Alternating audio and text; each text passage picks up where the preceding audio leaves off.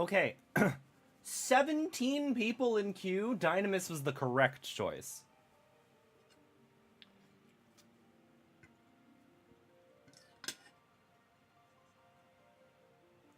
Also, I have obtained the big fat tacos.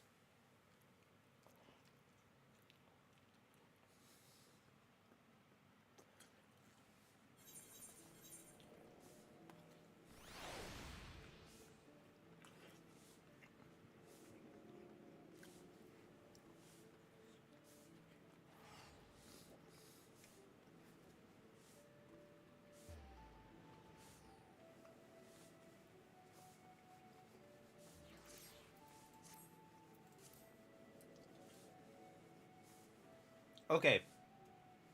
It is still so weird. It's so weird to see Limsa this empty.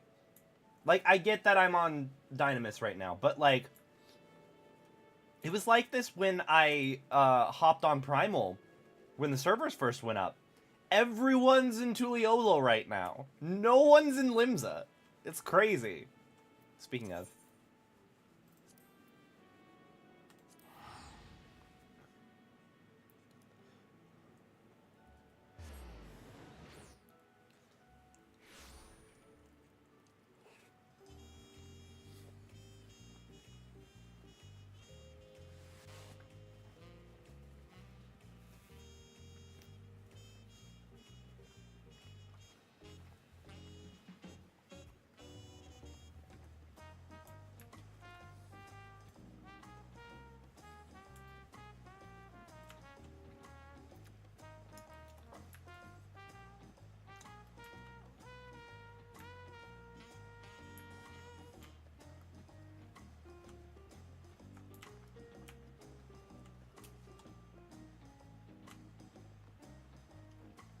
Where's this blue quest?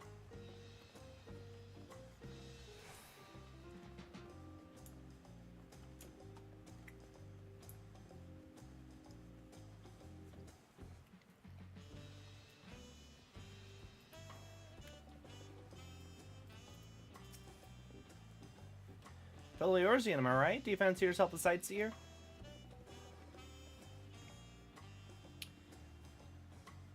Dear old MILF, give me your journal. What a small world. Just so happens I'm her cousin, Elsby Ironheart, at your service. Have you met Cousin MILF? I'm sure you can guess why. Across the salt, as they say. This continent is positively brimming with sights unseen by Eorzean eyes, and I'm here to discover them all. Twin sister and I, that is. You see, we had interest in the Yawk, which she was drawn to the vistas of I had more of interest in Yawk, while she was drawn to the vistas of Zack, so it was that we parted ways at the bridge, each of us touring half of Tural. So give me your sightseeing log, then.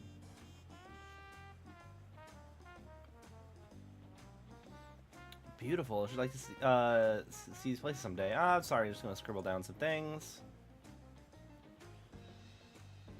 My notes on Yawk Tural. I included with my sister that shared with me of Zack Tural, but I'm afraid it isn't much.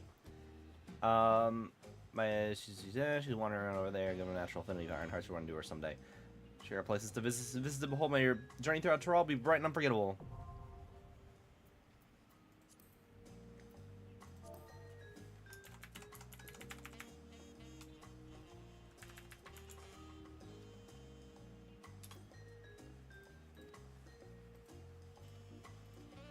Okay. I've not been doing, like, any of the sightseeing stuff.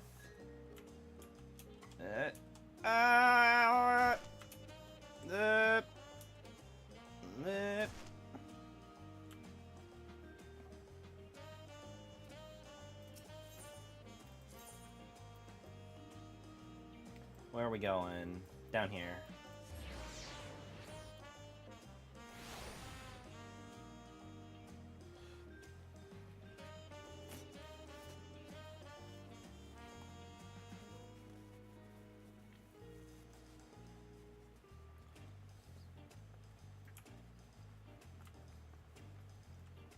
Oh.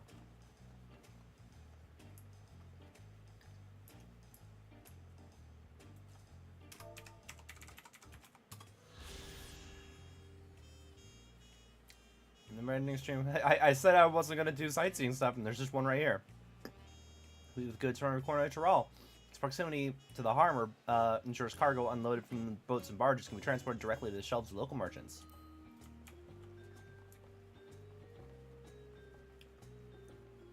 I'm surprised actually how unpopulated this is. Like, this is really dead. There's a part of me that's debating trying to go back to Primal, but I'm not sure.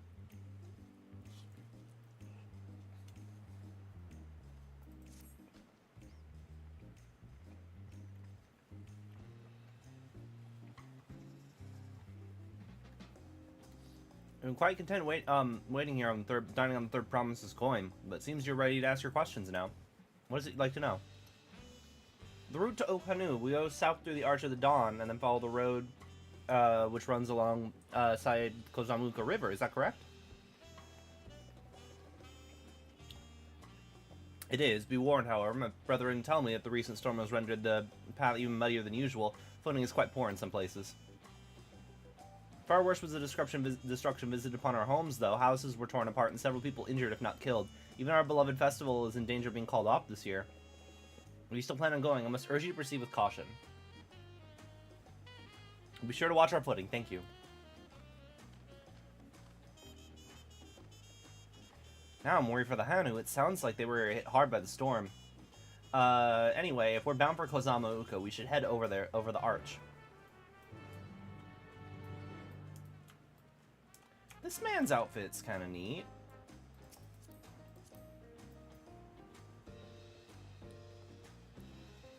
Meeting Coat of Healing.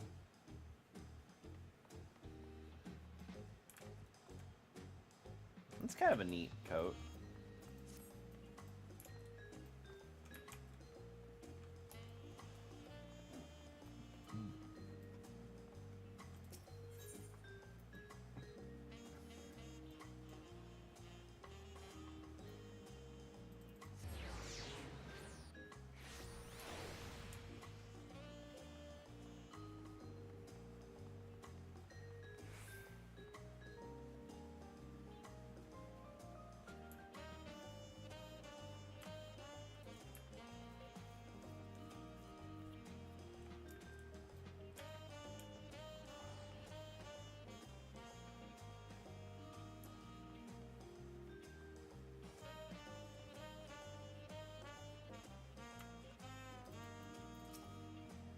The Hanu, are friendly folk who should welcome us with open arms, assuming they're not too preoccupied with the recent troubles, that is.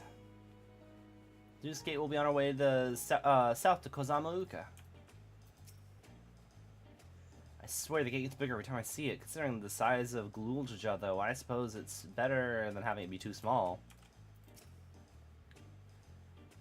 I should like to have observed the festival. The Hanu are probably not in the mood to celebrate. Ready to leave? Onward to Kozama-uka. Open the way!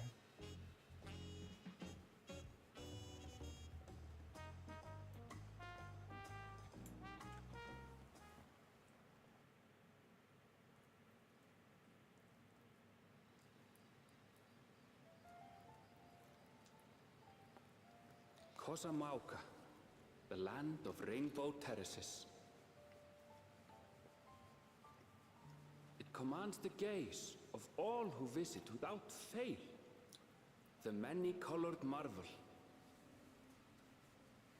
An endless torrent of water cascades over sheer cliffs to shape the wetlands below. To its relentless flow, all life must yield. Together with Wuklamat, we proceeded along the marshy trail, a road upon which the Dawnservant and his comrades once traveled.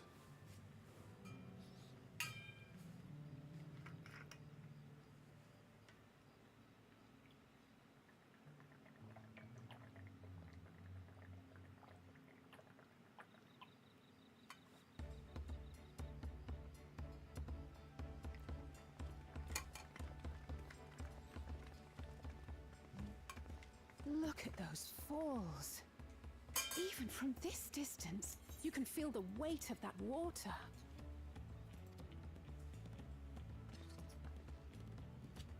The Isle of Ham was impressive, but as you can see, Tulihiola does not want for natural wonders.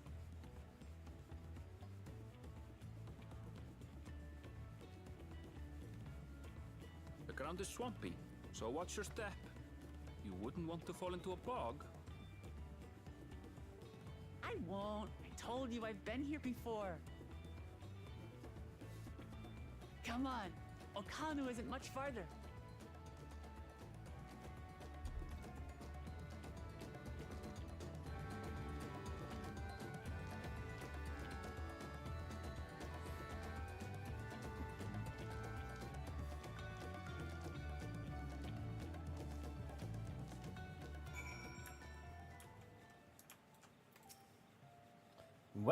Wetlands is an apt name. Much of the ground here is positively saturated. I'd love to stand at the bottom of those huge waterfalls and bask in the majesty of it all. Pity they're so far away. There's no stopping the third promise, is there? A good thing she has Arenville to keep her from getting lost. For all his grumbling, he's certainly there for her. Even should, everyone should be so lucky to have such a loyal childhood friend. Alright, let's get moving. If we continue along this road, we should find ourselves in the village before long. Oh, it looked like my bacon bits was heading over. A bunch of yetis.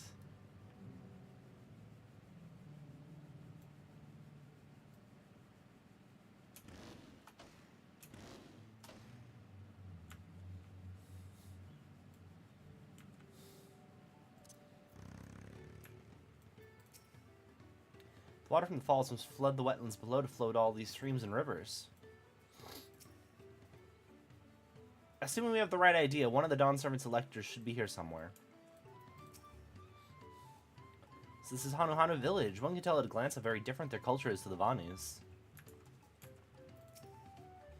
Oh, those stupid distracting waterfalls.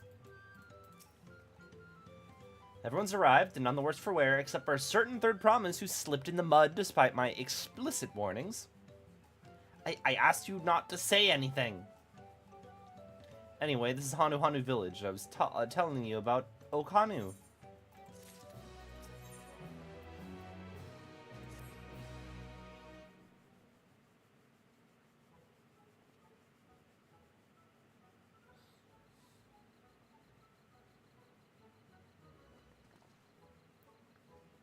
It's like our friend said, the people are in no mood for festivities. You can only assume they're still recovering from the damage wrought by the storm. Indeed. Well, let's do what we came to do and find this elector.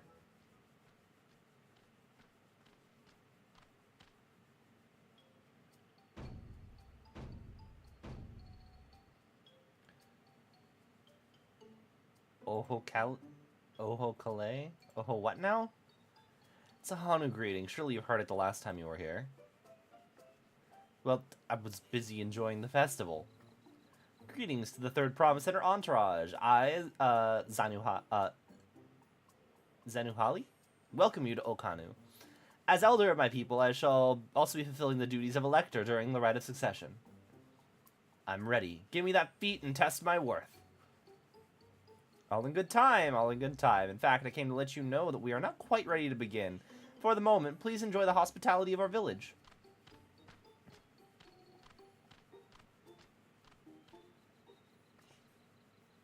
Right then, it helped to do some investigating and watching Pelo, so let's take a look around here as well.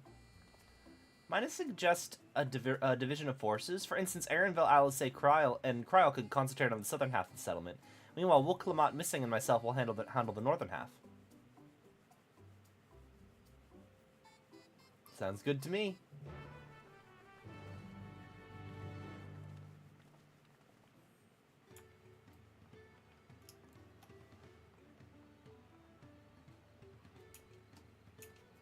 Honestly, I kind of want...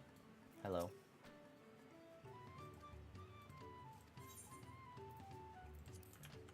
There is a part of me that does want to be on, Alright, let me attune here. There's a part of me that does want to be on Primal. But I'm sure it's going to take a lot longer to log into it. Maybe next time. Maybe next time I'll do it. I'm already logged in, so I don't want to wait again.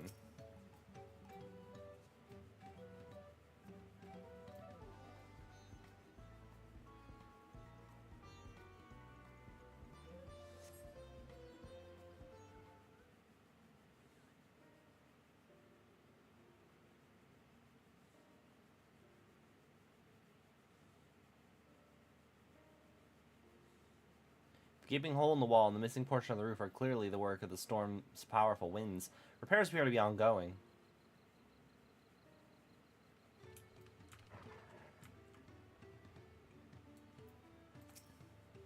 It's even worse than I expected.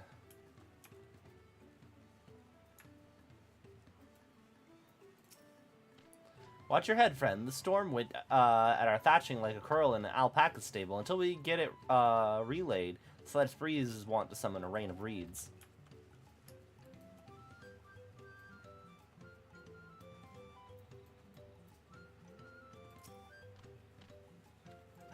You heard about the storm? I've never seen the likes of it before. With the supplies and help the Dawnservant sent, we're making progress repairing and rebuilding our homes. But while roofs and walls can be patched, there is nothing so much else that was lost for good.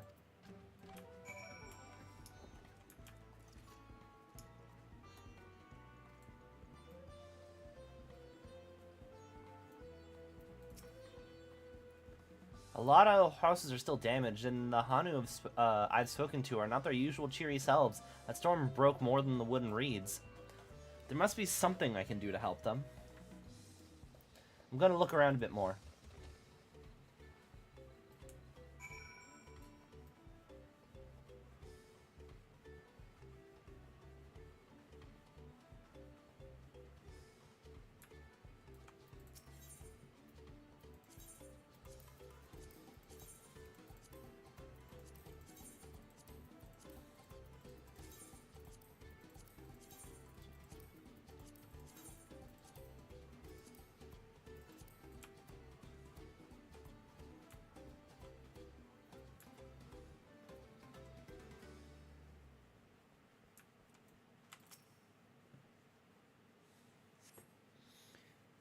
The dry and shrunken bundles suggest the reeds were harvested some time ago.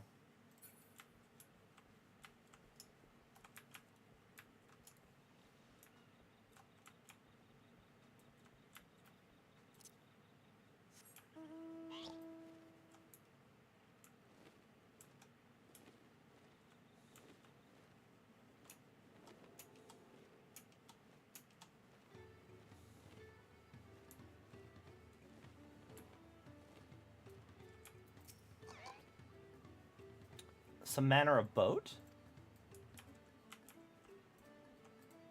Oh, it's got a little bird face on it. I love it. This is cool. Oh, it's missing an eye.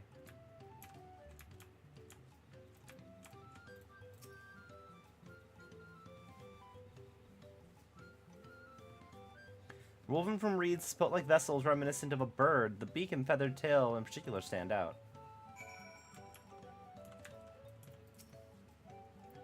Boat must have been woven from the same reeds I've seen gathered into bundles here and there.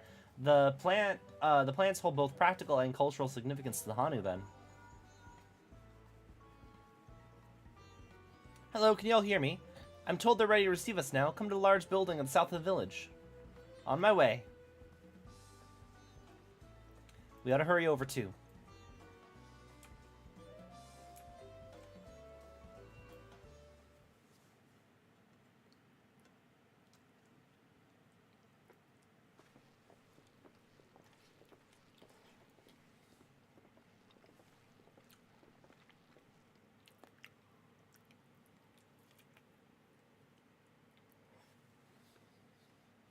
No sign of Zorolja or that oversized lout.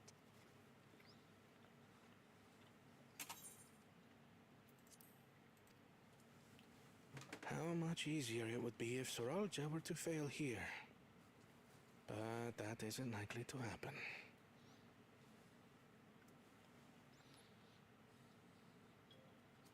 Honored guests, I am Zanuhali, Elder of the Hanu.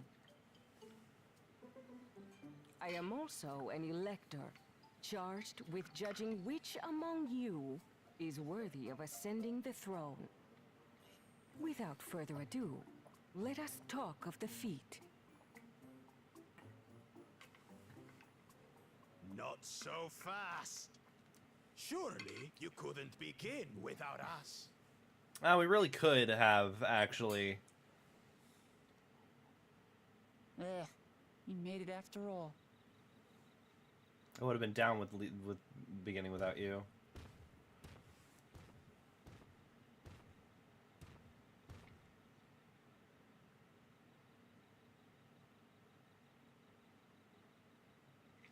No need to fuss.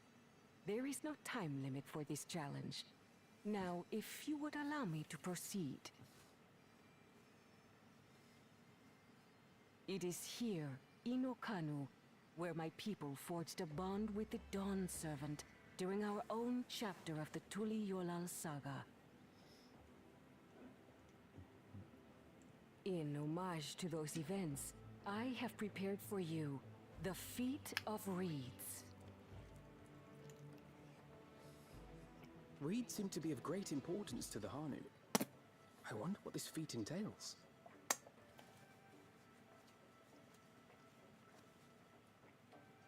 We use reeds in every part of our lives, be it as food or weaving material. But look around the nearby paddies, and you will see that this season, our crops are failing. How fortunate, then, that my appointment to Elector coincided with this predicament. For surely, those who aspire to be Dawnservant would find the matter of an ailing harvest a mere trifle to resolve. Aye, well, it is indeed the duty of a ruler to address the people's woes.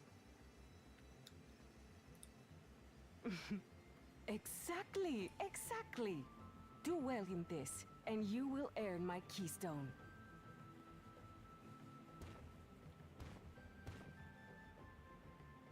Why bother mucking about in the mud when we can take the stone by force? Do you want the Warrior of Light to fucking kill you? This is how you get the Warrior of Light to fucking kill you. Oh, mercy me. You are a hot-headed fellow, Bakul Jaja. Some electors may enjoy going toe-to-toe with scrappers like you, but I refuse to entertain your base instincts. Arrangements have been made. Should you attempt to engage a feat giver in combat without their consent, word of your immediate disqualification will be sent to the palace. If you're still feeling feisty, then by all means, draw your weapon.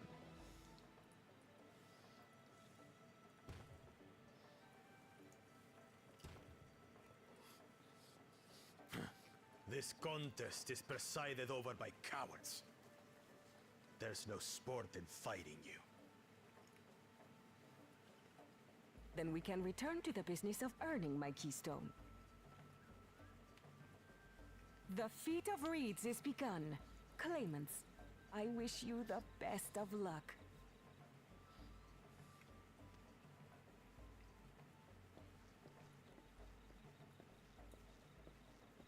Kawana seems to me... The clever kitty crossed the seas to study foreign novelties. He might know tricks we don't. Tricks we can use. What of Little Miss Mittens? You know the answer to that. Compared to the first and second promise, she's a distant third. Not even in the running. Then we see eye to eye on this, brother. Being Bakul Jaja so long with me has rubbed off on you.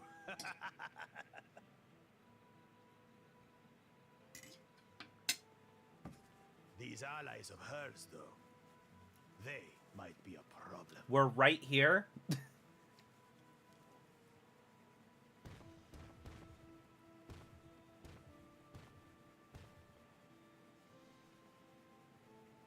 damn it. I'm just as qualified to be here as they are. I'll show them. I will say, Wooklamot, you do need to, like, establish a platform of Easy something. now. There's no time limit, remember? Let's keep calm and think things through. Right. You're right. I won't win against that lumbering Vidrol by losing my head.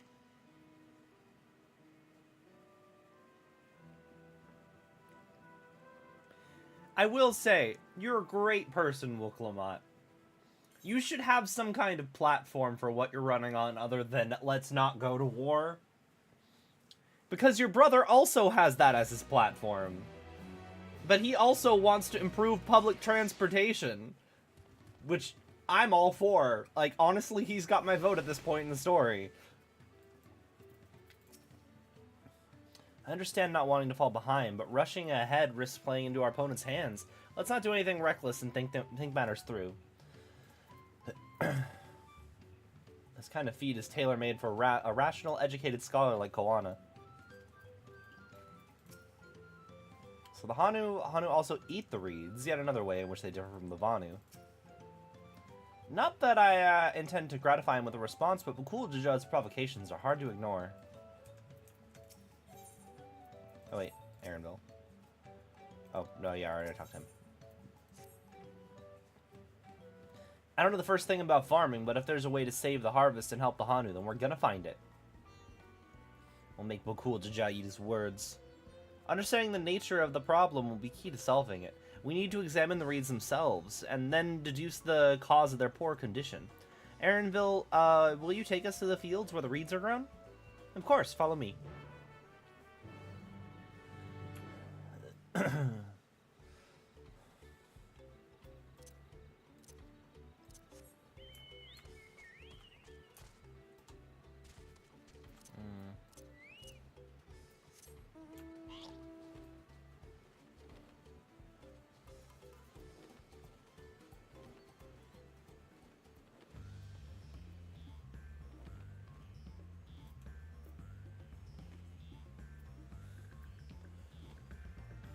What is this music?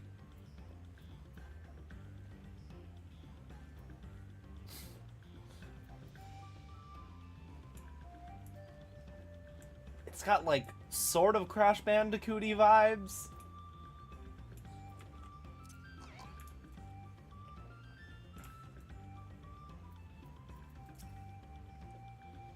You know, I'll stand back. I'll get to the bottom of this problem in no time. Give me strength. Let's all scour the fields to help our bold leader identifying anything unusual.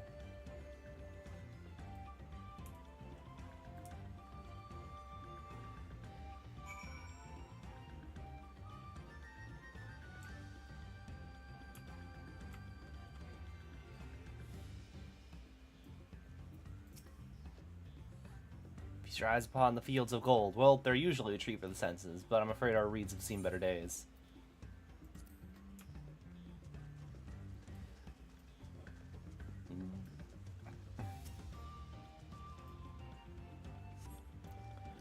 As Zenu hotly described, the reeds appear withered and unhealthy.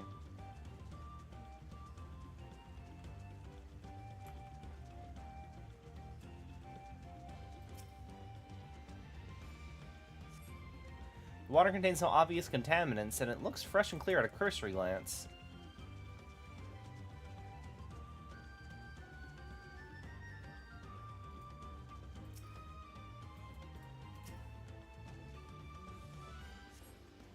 The soil in the paddies is as one would expect, rich in color and suitably moist, and not dry nor flaky.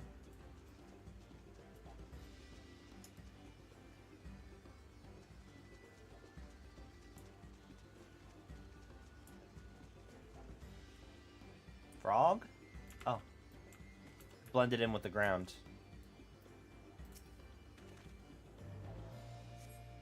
Small frog catches your eye, strangely lackadaisical. It doesn't even bother to hop when it eventually scurries away.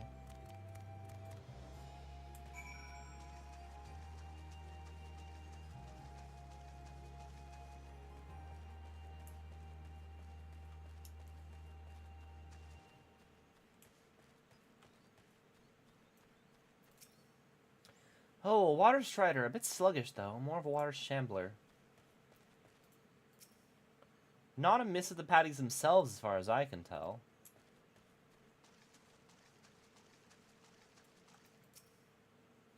Any luck? Seen enough? I'll call everyone together.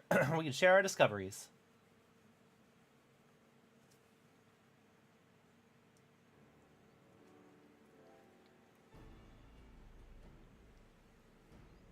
What do you think? Any obvious problems?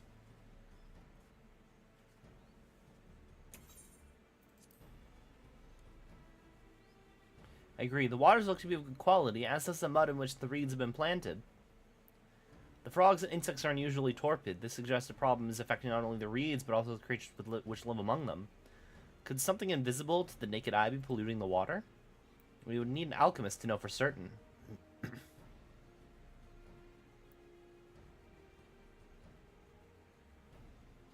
I don't have much to add about the fields, but something else occurs to me. While you're describing how the creatures seemed lifeless, I couldn't help but be reminded of all the listless villagers. They've suffered a terrible tragedy, I know, but there's another reason for their flagging spirits, I believe.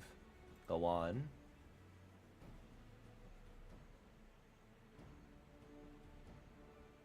The festival. This is traditionally an occasion for celebration and renewal, so without it the Hanu are struggling even more to recover. Last time I visited, the village was full of, in the middle of festivities. You've never seen the Hanu more joyful and alive. It's an indispensable part of their culture, and its absence will only compound their woes, so I say we help them put on their festival to give them a reason to cheer in these sad times. Who knows, maybe fixing one problem could lead to a solution for the other. Stranger things have happened. Right? I failed to see how the relation between the relation between the festival and the fields. Let's not be too hasty in dismissing the idea. Things which seem unrelated can later prove to be connected in surprising ways. True, and being bereft of ideas as we are, any proposal is worth entertaining. I suppose. Besides, this is Wooklamat's journey. It's only right that we follow her lead. Thanks, everyone. By the way, does anyone know where the festival float is? It's like a boat woven from reeds that looks like a bird.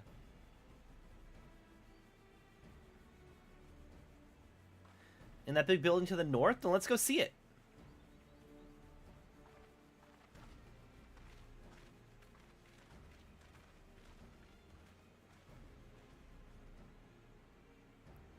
There's much less debate when I'm traveling alone.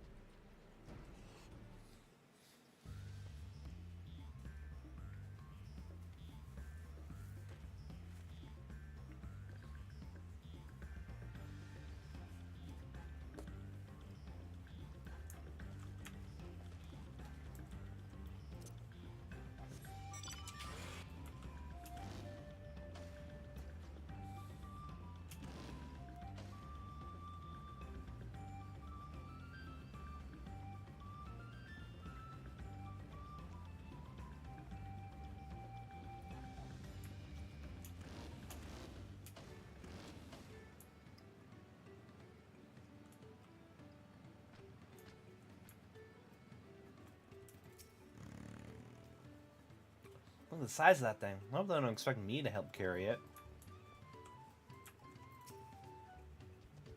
The handles give me pause before, but I understand their purpose. But now I understand their purpose. Never been here during festival seasons. This is all new to me, too. What a charming float. I wonder what bird was the inspiration for its design. This is the float I remember. It does not appear... does it not appear somewhat damaged to you? We should take a closer look.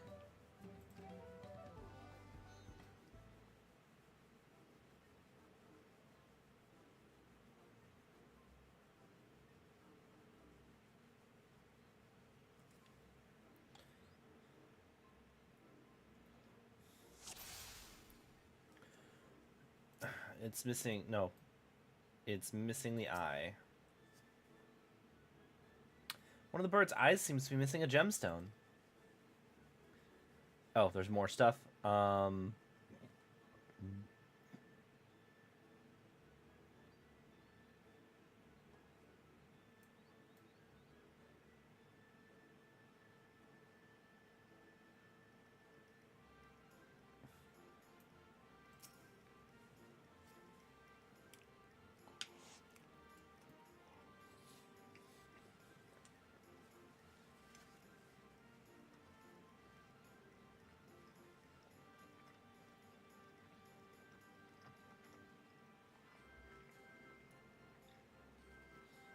These tail feathers have seen better days. I swear the colors were a lot brighter last time I saw them.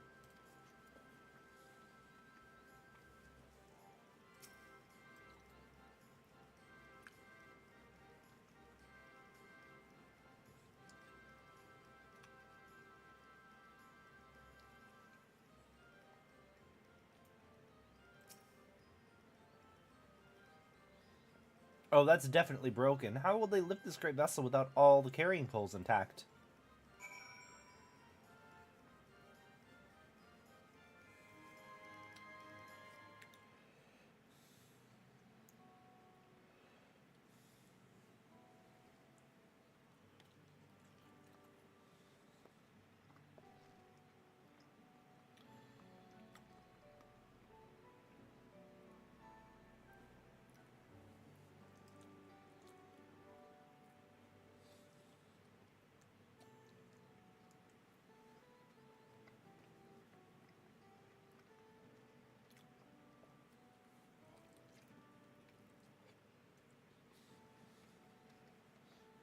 Finishing a taco.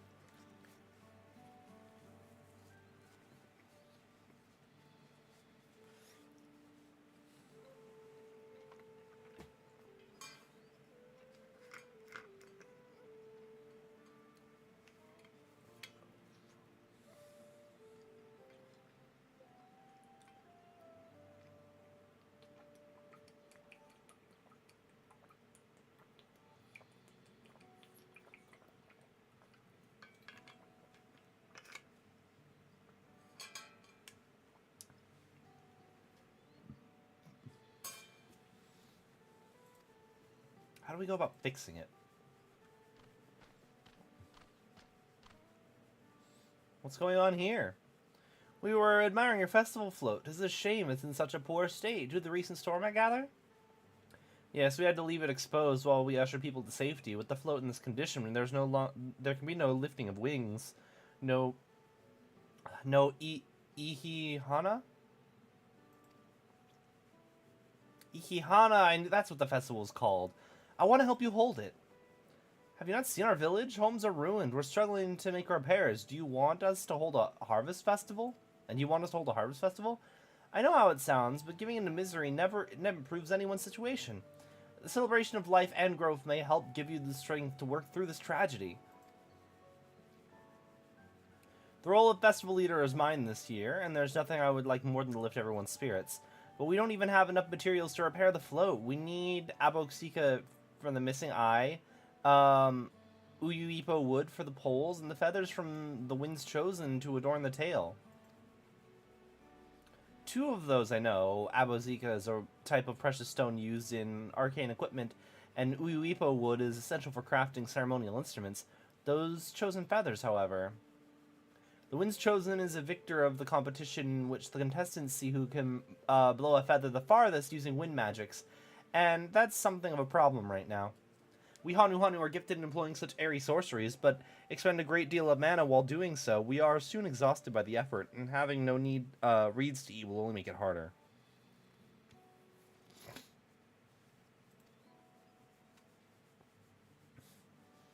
I understand. Vibrant reeds grow quickly and vigorously.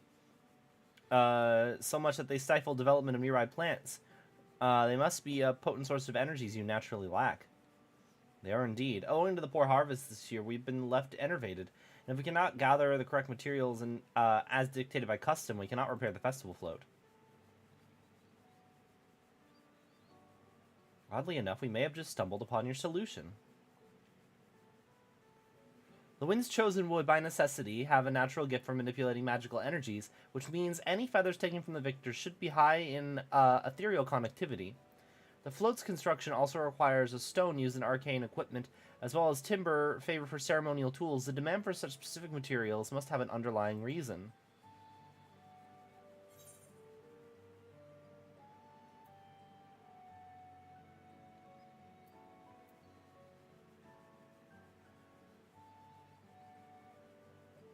Before I continue, Alphino, I don't think I'm smart enough to put that together. Imagine you've already reached the same conclusion, but I believe this boat is of reeds is in fact an arcane focus of some kind. A focus for what? Oh, Ihana is a harvest festival, isn't it? That must mean the float was made to encourage healthy crops, so if we repair the boat and hold the festival, its arcane powers might fix what's wrong with the reeds. We won't know until we try, but 'tis a sound theory. Celebration, prayer, ritual, ceremonies, these all have been known to elicit miraculous effects. Wait. The float is a tool for magic? This is the first I'm hearing of it. In the beginning, it may well not have been. After a good harvest year, there would be no reason to change it. But when the harvest was poor, new adornments were likely added, and those who performed the labor may have imbued their work with ardent hopes for a brighter future. Throughout the years of trial and error, the Hanu would have refined their festival float into a focus for harvest prayers. Incredible. I know you're practically fainting from hunger, but reviving the Ihana really does sound like a solution to all your woes, and I promise we'll do everything in our power to help you. This still feels a bit, like, of a stretch. I'm still not convinced about this focus business, but I accept your aid nonetheless. I'll introduce you to the shipwright who's been maintaining the float these last few years. He's replaced both eyes with and the poles before, so we should know where and how to procure the produce we need. Procure what we need. Okay, then allow Alice and I to acquire the feathers. We'll encourage the people of Okhanu to gather and vie for the title of Wind's Chosen by sharing with them our own reserves of mana. I'll go with you. I can carry some alchemical brews that may afford the same effect. It's weird that they're saying mana now and not ether. Maybe that's just the local term for it.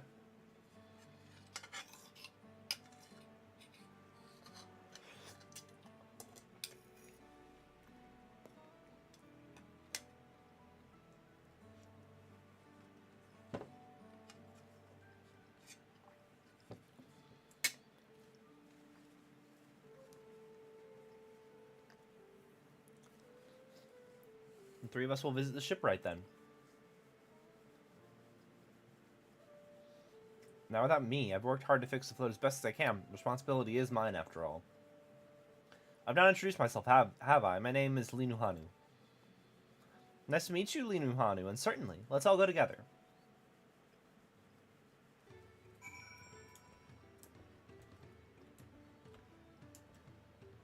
This is the first Femroth I've seen. Oh damn, Vipers are already here. I'm lagging if people are here with the new classes already. For myself working alongside the third province yourself is unexpected to say the least. Making progress now. The solution to Okanu's woes is as good as found. Thanks to Wuklamat, we found ourselves a promising way forward. Experience and knowledge are valuable assets, but there is something to be said for following one's instincts.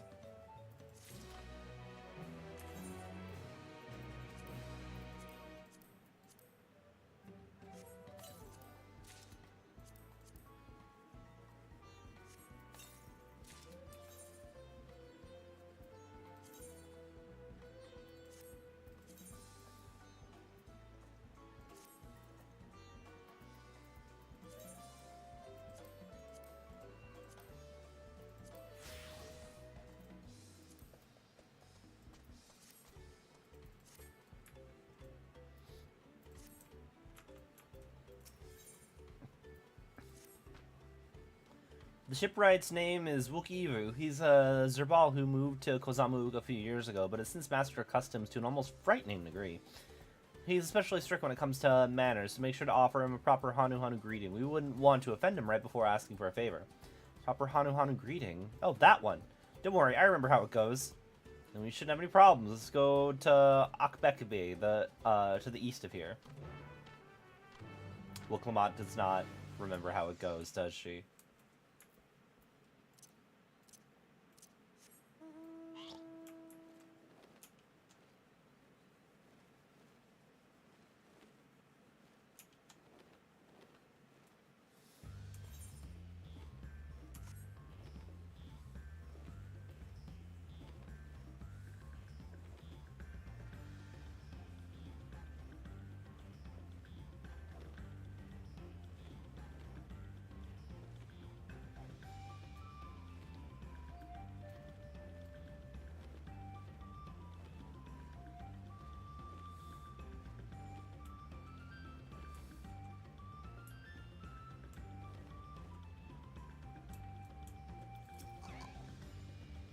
Look over there. Do you see the big winding staircase? Oh, yeah.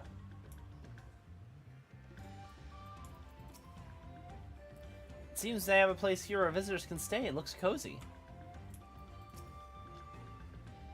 This is Akbekbe, the village of all. Though those who drift into Kozamuka from Tuliolal and elsewhere are welcome to live here alongside the Hanu.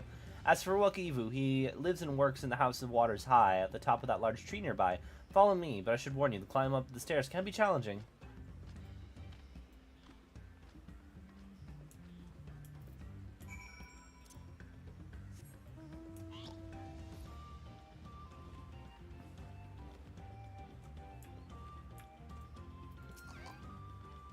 The Hanu's reed magics are endlessly fascinating, but we're delving too deeply into traditions that bind them to the land unless they cast their spell on you too.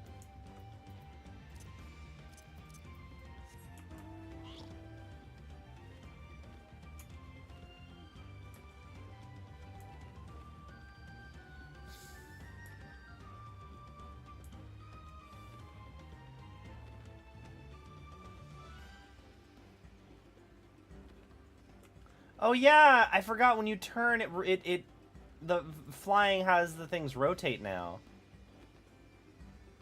Which I can't fly, but my lad is technically floating.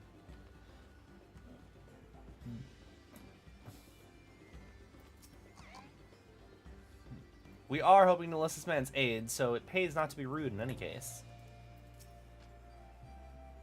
I should mention that Wokivu isn't only a stickler for etiquette, he's also... well, you'll find out soon enough. Ohokali. Ohokali. Ohokali. Ohokali. Ohokali.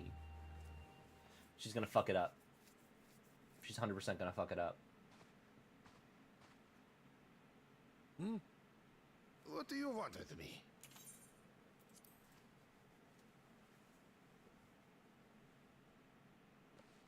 Right. The greeting.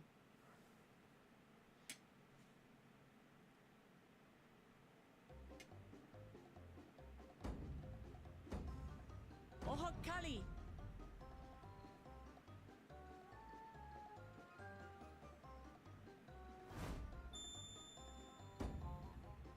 Okay, she got it right. Ohokali.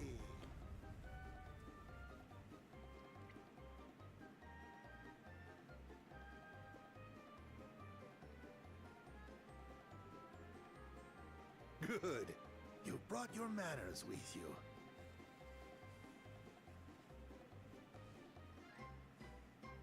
When you know Kanu, do as the Hanu do. For a country as diverse as ours, the preservation of harmony demands that we respect the cultures of all peoples who call it home.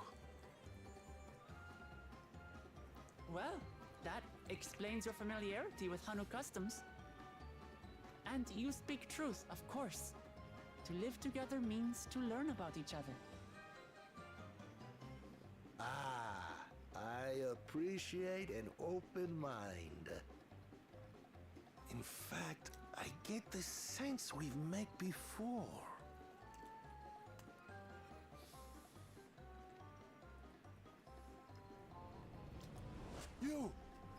You're Wuklamant. Oh, what an unexpected honor for old Wukevu. Here I am prattling on about manners, and I've gone and insulted the third promise herself. There is no excuse for this betrayal of etiquette. Please, take up your axe and claim my impudent head! I will not. Keep your head. I hate formalities anyway, so forget about it, alright? All right then, consider it forgotten. He's really fast. How prompt. We're actually here about the Ihihana float. It's in bad shape, and we need you to craft new carrying poles and a new eye. I'm told you work with Uyuipo wood and a certain kind of stone? Abokisha? That I do. But while I would like nothing more than to offer my services, I just used the last I had of both those materials. My lumber in particular went to fixing homes damaged by the recent storm. I'll need 10 days or so to restock. We can't wait that long. If you tell me where to go, I'll gather them myself. What? Send the third promise out on an errand like some common lackey? That's utterly unconscionable. A gross violation of social protocol. I told you not to worry about such things. All right then. I shan't worry a whit.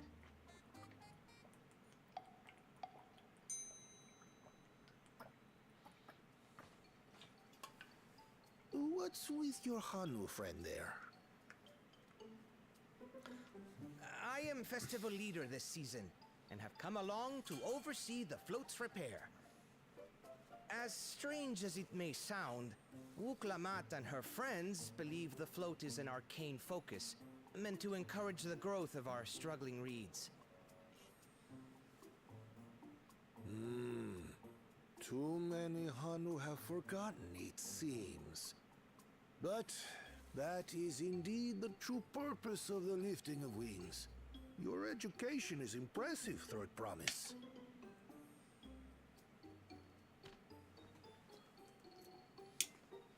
He was right. Well, maybe a little.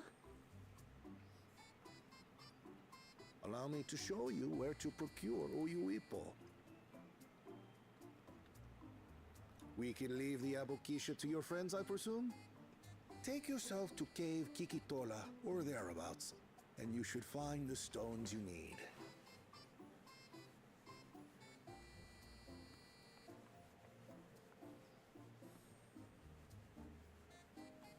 I've been there once or twice.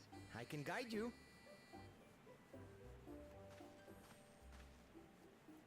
That should save us some time. All right then, let's get moving.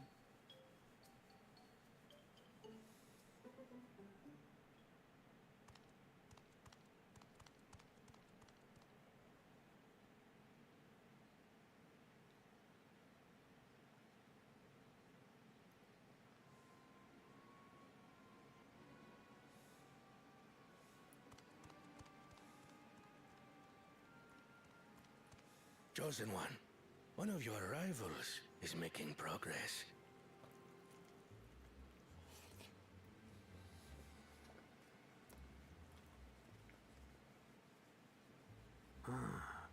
Ihana, you say? Should our first choice fail to deliver, it might be wise to let this play out.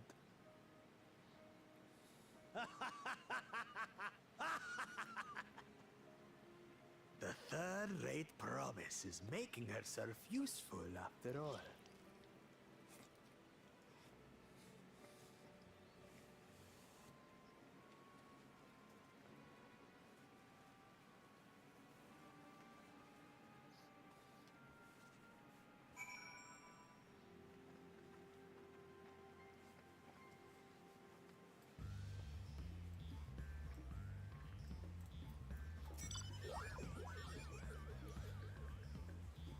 Rather eccentric fellow, but I feel his heart's in the right place.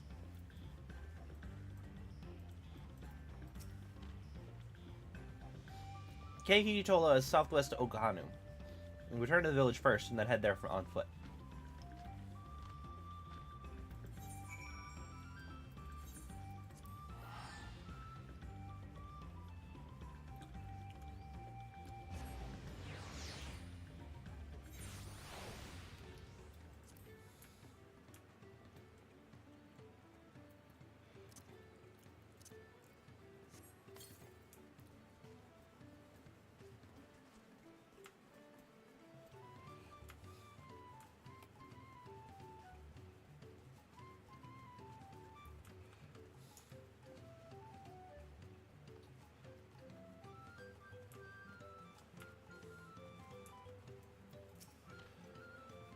I almost envy how effortlessly he can shift from one mood to his polar opposite. At least I presume he does so by choice. Southwest of here, was it? Let's be on our way.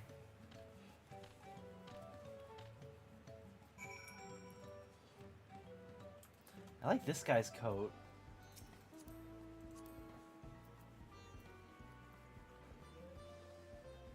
Bohemian's coat.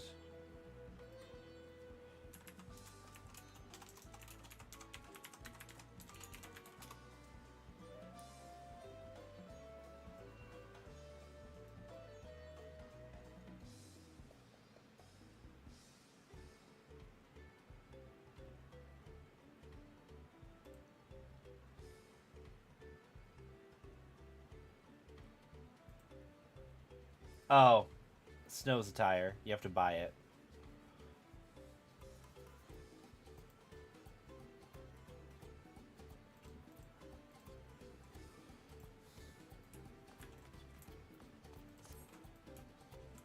It's a nice coat.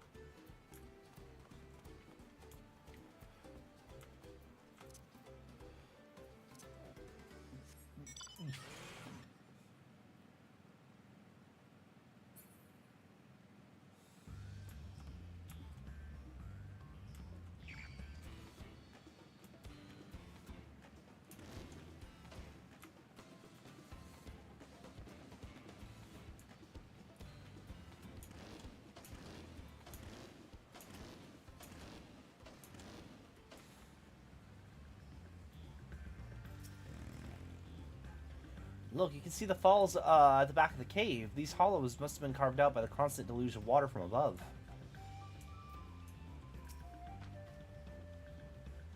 Cave Kiki Tola, as promised, home to many deadly creatures. Venture inside if you feel confident, but I will conduct my own search out here. You can spot Ra Abokisha by his green-hued glimmer. Bring anything matching that description to me. I shall help scour the inside of the cave, then. You take the west half, and I'll take the east.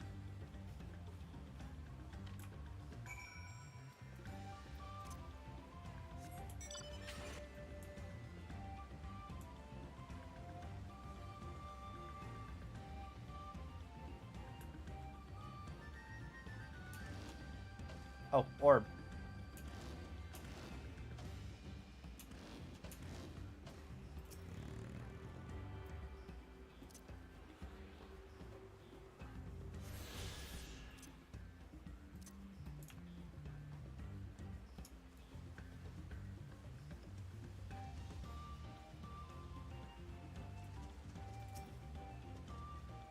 I feel like upon closer inspection, you find the glimmer you spotted was just light reflecting on water. Oh, hi there. Oh, hang on. I need Carby.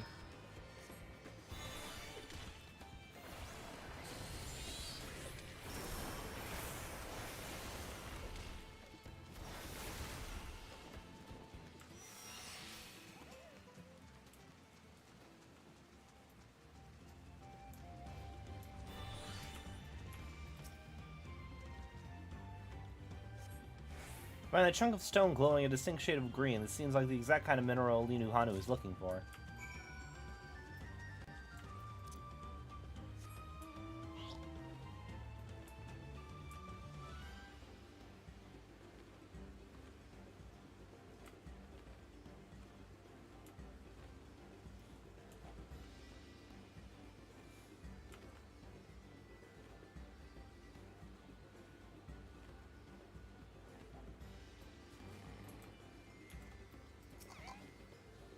Some of the cave's inhabitants took umbrage to my presence, but it was nothing a few swishes of my brush couldn't handle. I picked over the ground near the entrance but found nothing. Did you have better luck inside the cave?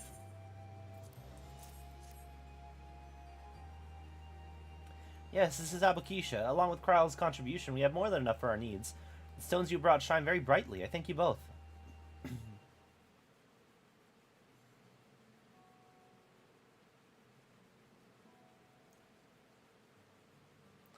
He would have been happy to know that we were putting things right. Truth be told, he's a good friend of mine. A good friend of mine was meant to be a festival leader this year for this year's Ihihana.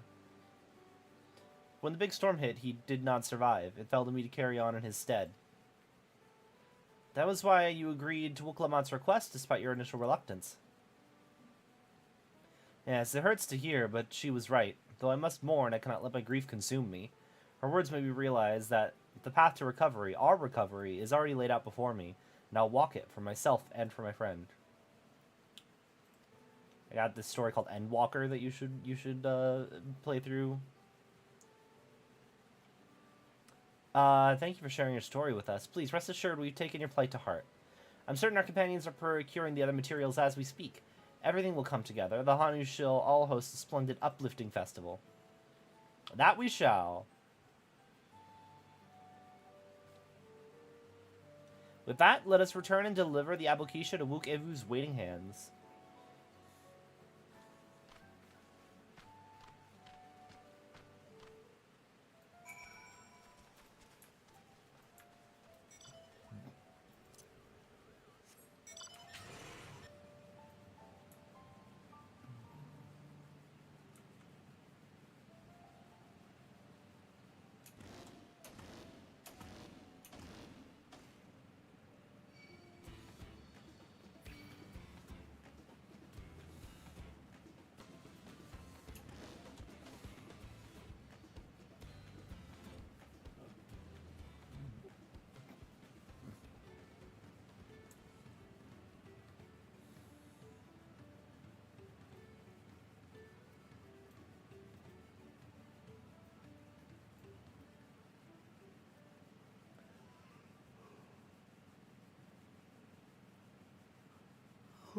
I could have teleported, couldn't I have? I could have at least teleported to here.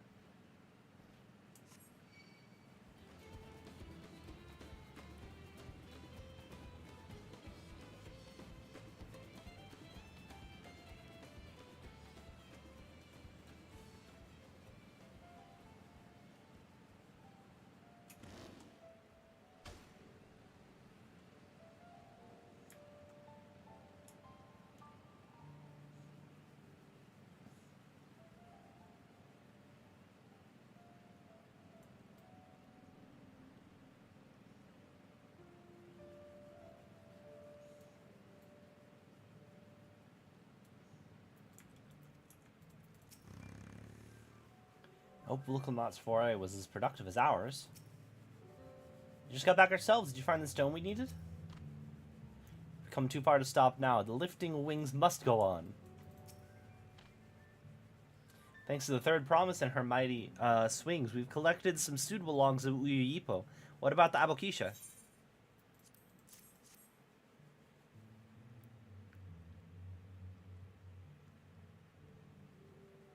Yes, these are excellent samples, a good quantity too.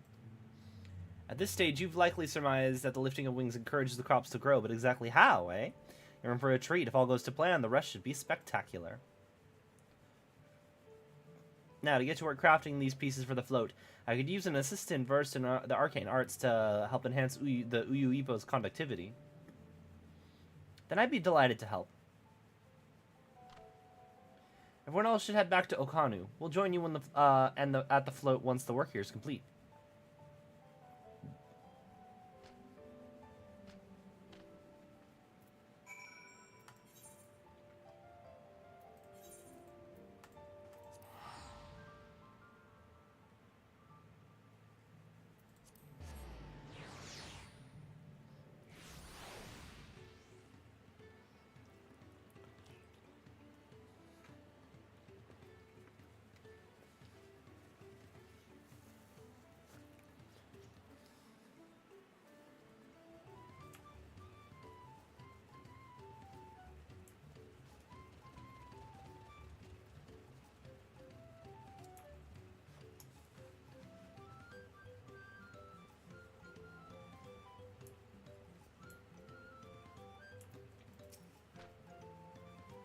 As Wook-Evu said, the festival really is a spectacle to behold.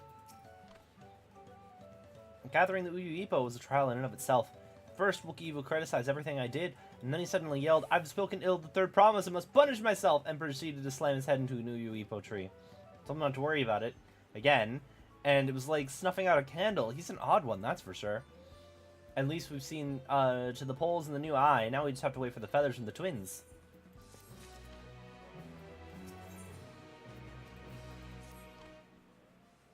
We should get some rest before the excitement begins.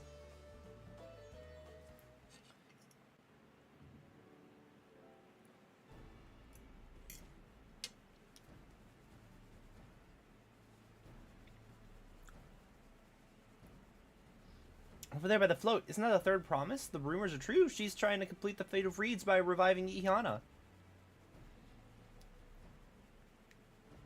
The festival is a prayer for healthy crops, but does she honestly believe that it'll be enough to save our harvest? The second promise, meanwhile, barely glanced at the fields before leaving Okanu altogether. Maybe we asked too much of our young claimants.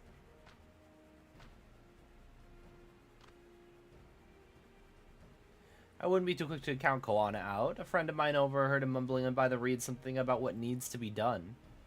Is that so? Then perhaps we'll see another one of his innovations firsthand.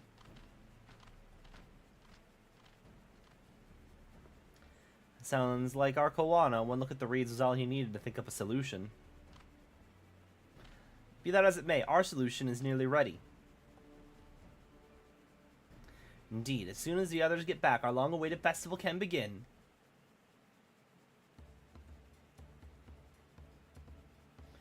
It took some doing, but we managed to gather competitors to vie for the title of Winds Chosen. The winner was only too happy to donate his feathers. You should have seen it. He called forth an incredible gust that sent the feather sailing from Malms. We had to turn ourselves, but it's more difficult than it looks. Poor Aaronville's twirled in the air for a moment before landing on his foot. I'm a gleaner. Magic is not part of our training. As for us, we brought the wood and the gemstone replacements crafted by Wook-Evu. All that's left is to attach them. It's been decided. Has it been decided who will ride the float? Papa was the guest of honor last time I was here. I remember being surprised that I could even lift the thing with his hulking weight atop it. The rider must be a personage of great esteem, which is why the invitation is usually extended to the Dawnservant. This time, however, I have another in mind. Well, who is it? The Warrior of Light. Our beloved Ihana, the Lifting of Wings, is only being held because of you and your companions. Thus do I nominate you, Wook-Lamat, as our guest of honor. Me?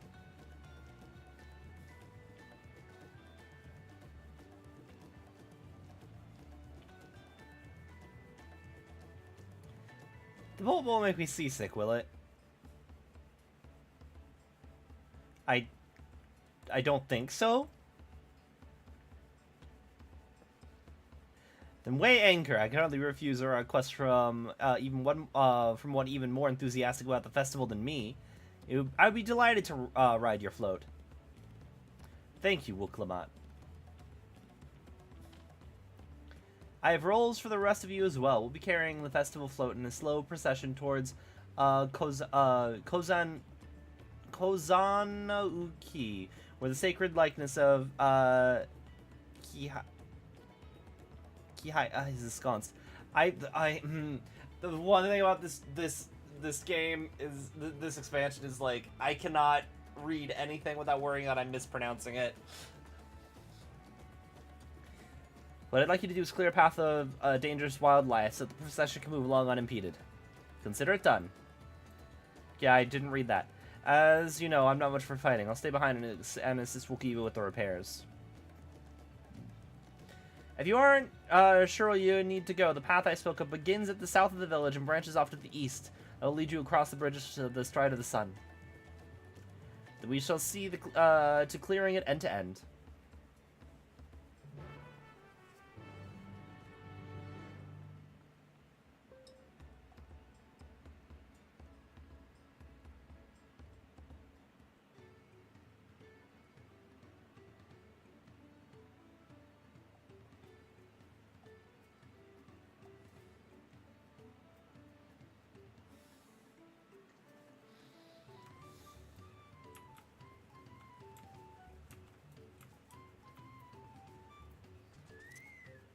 Oh no.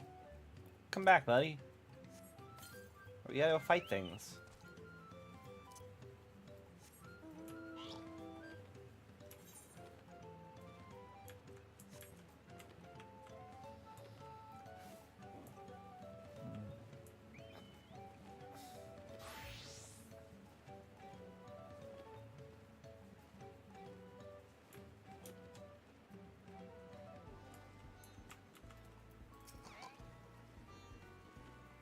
Weapons at the ready. We'll make short work of this task. The degree to which Wookiee pursues his interests is remarkable. Apparently, his studies of the Kozamauka region were so invigorating that he decided to move here and immerse himself in the culture. If the float functions, I think it does. I would not be surprised if it were attracting the creatures. The concentration of ether would be an irresistible lure. As Liu Hanu said, Kozanauki should be down this way, then off to the east, where the path branches, then something about bridges of this, and the Stride of the Sun. Anyway, let's split up and get to work. Once you've called all the threats that you can find, we'll meet up in front of Kihai.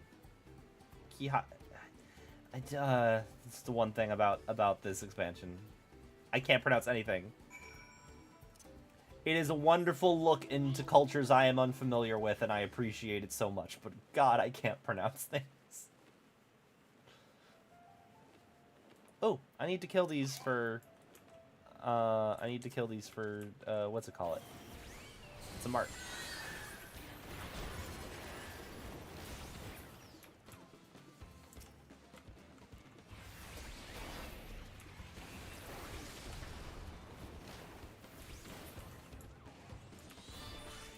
There we go.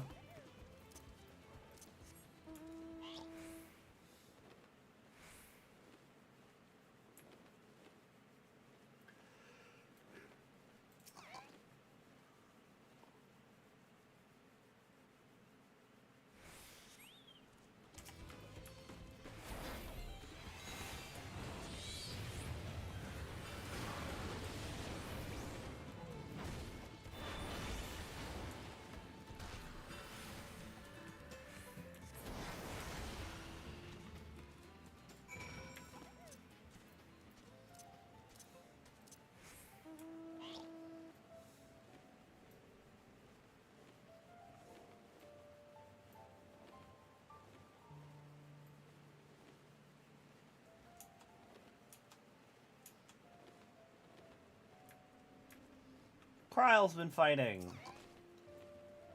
I told you, you don't need to watch over me anymore.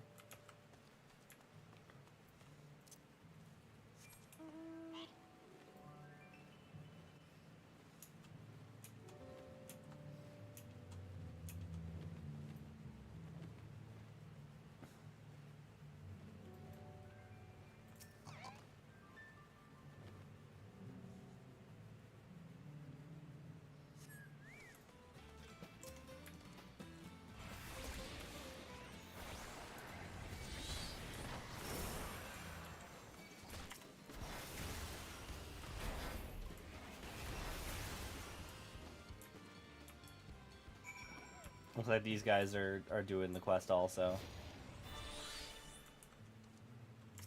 I'll help them out.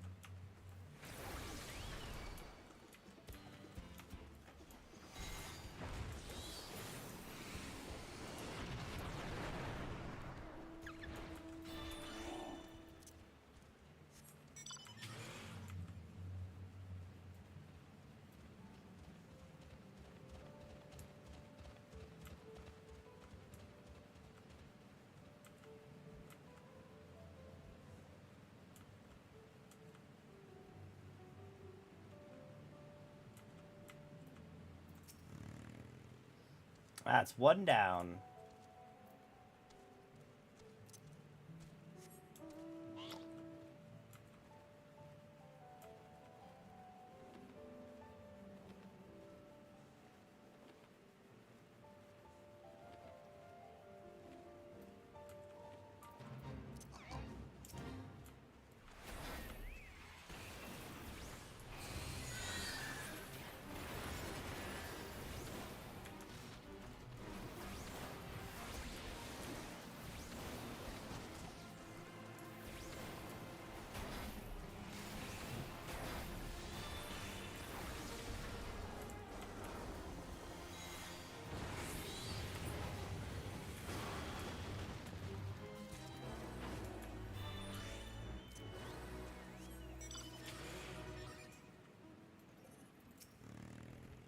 That's right. We'll have soon have the route secured. Did you transfer to get a house? No, we got a house on Primal. Oh, let me have to do this. We have a house on Primal. I transferred over just so that it would be faster to log in.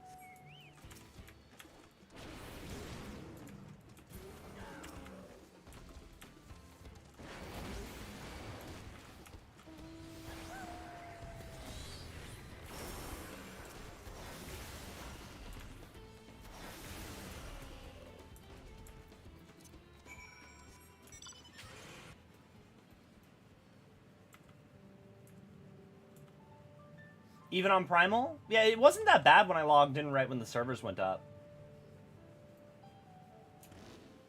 I might hop back over on Primal just so I can have more people around.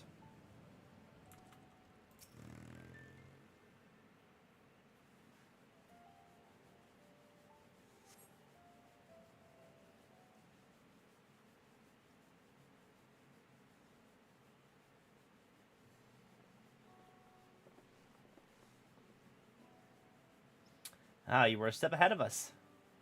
Let's look at the likeness of Kihai. How am I supposed to pronounce this? How am I supposed to pronounce this? Can I just Google?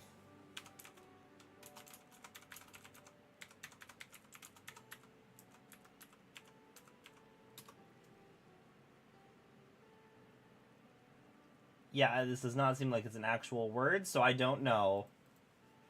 There's probably a way based off of pronunciation of whatever language they're deriving the word from. I will say, I get sort of like Pacific Islander-ish vibes from these guys, even though I know that we're based on Central America.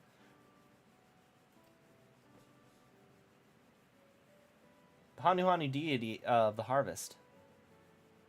It's Aztec-y, yeah.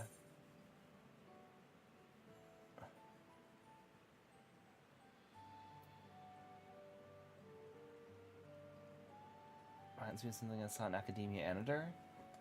Does it? Was this the... Oh, yeah, because we fought Quetzalcoatl. We fought Quetzalcoatl in Academia Anator.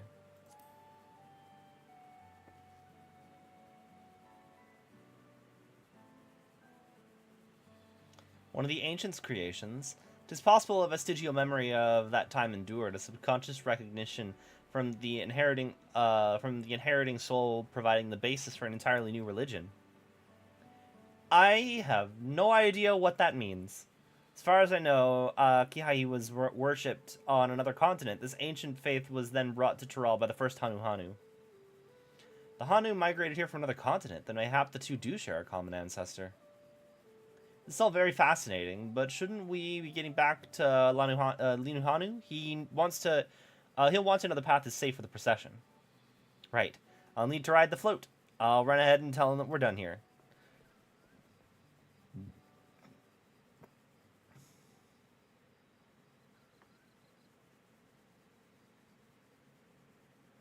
Meanwhile, in Arkanu...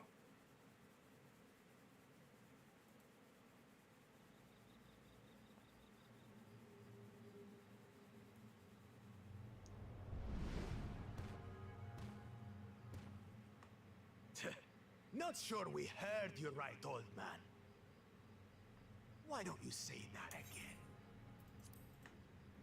Am I gonna be able to punch this man in the face? I'm very excited. As many times as Face you is. like. The third promise tasked me with repairing this float, and I'll not relinquish it to an uncultured brute like you. Much less one that can't even manage a simple greeting. We wanted to handle this in a civilized way, but we're more than willing to kill you.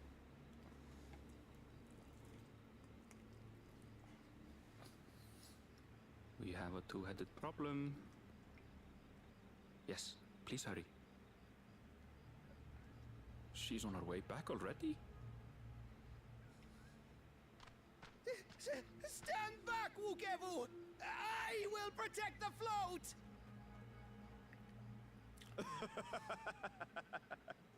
Are you trying to be brave, little bird?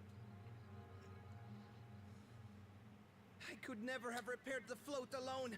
Not properly. But thanks to Wuklamat and her friends, we can hold Ihihana again! Also, the float does nothing without the festival, so... And you're not gonna put everyone in a festival mood. Treasure. And as festival leader, I would die to protect it! Very well, if that's what you want.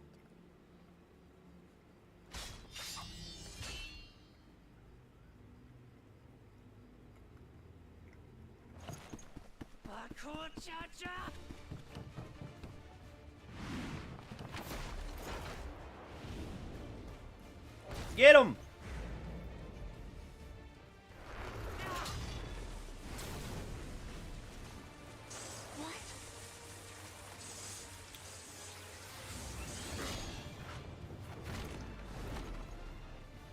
I put everything into that blow.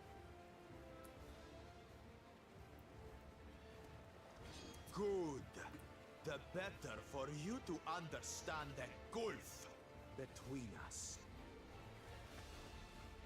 But you need more lessons.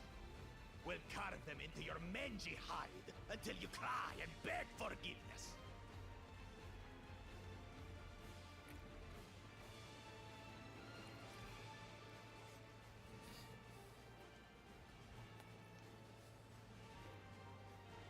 Your brilliant plan was to steal the float and take the credit. The so-called blessed siblings are nothing but cheats. Your scorn is sweet music. Come, weaklings. We'll crush you each in turn. Or all together, if you... I am so down to murder this man. Can we just murder this man? This man's. Plural mans. Calm yourself, Chosen One. If you fight in earnest, this will end in a massacre. Yeah, you'll be dead. What's more, we have word that our other prospect is on the verge of success. Then it would be foolish to expend effort sweating nuts. I do love that we're in a place where nobody knows that we saved the fucking Lucky world. for you. Eh. No, lucky for you. Xenos, you ain't. I will say, I'd be really annoyed if we finally get into a match with him and then it's a forced loss, like what we had with Xenos. Like, no! I see Mamuk still clings to that loathsome hope.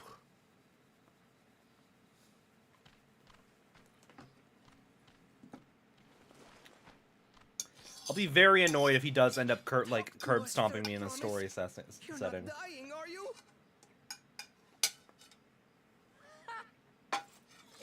more than that to kill me. So, are we having this festival or not? Where did my water bottle go? There it is. Yes! Yes, we are!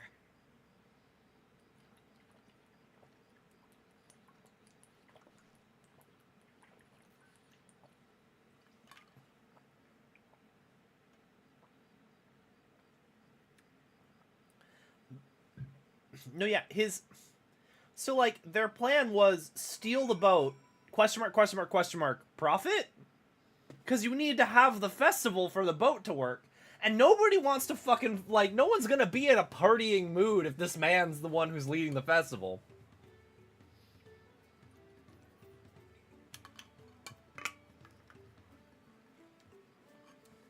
Also, I'm not, okay, so I'm pretty much just dating Graha at this point. Since you mentioned you can't believe that I'm dating Graha, Koana, and Arendelle. Graha's the bae. I support Koana for Dawnservant. Purely because his platform is, I would like to improve our public transportation and use innovations to uplift the quality of life for all citizens. Whereas Wuklamat's only platform is let's not go to war, which Koana also supports. So, I actually don't know why, like, I support Wuklamat in the sense that if she wins, I'm pretty sure that she will defer to Koana for all actual, like, proper political stuff, and she'd just be a figurehead, so I'm fine with her winning.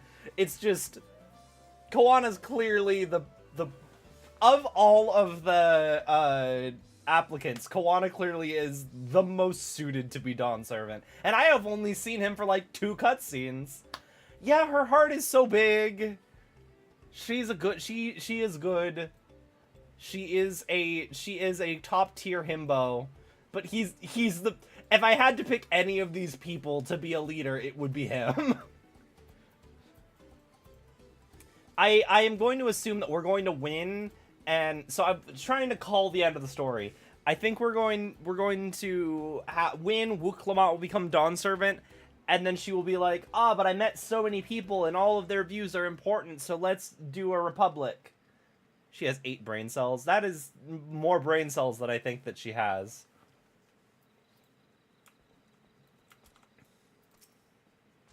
Given the nature of the rite of succession, I expect such altercations are inevitable.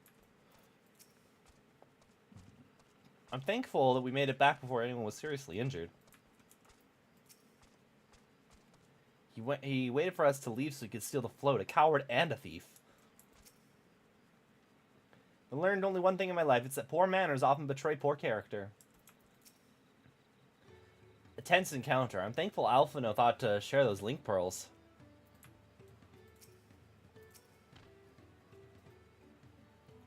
That's what her VA said. I think her VA is overestimating the amount of brain cells Wuklamat has. Thank you for coming to our rescue. I tried to protect the float, but against that two-head, I may as well have not been there at all. Nonsense! You stood your ground and bought us all the time we needed to make it back. You were incredibly brave.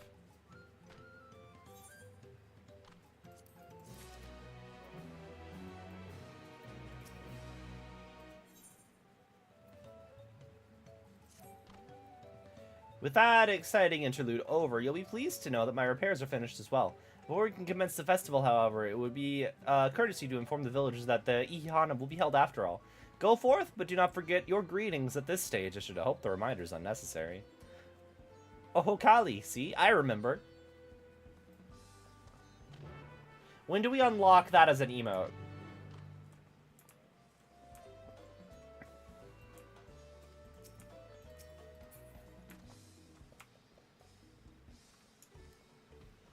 Oh, the Bahamut mount.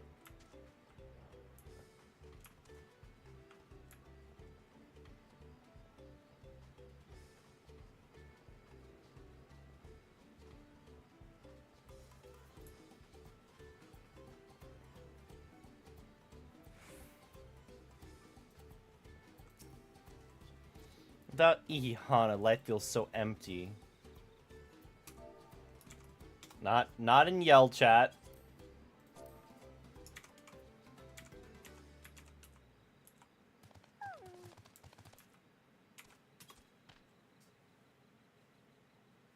Oh, Callie. Thank you for letting me know. I would very much like to attend the festival, but the repairs should be finished as soon as possible. What to do, what to do.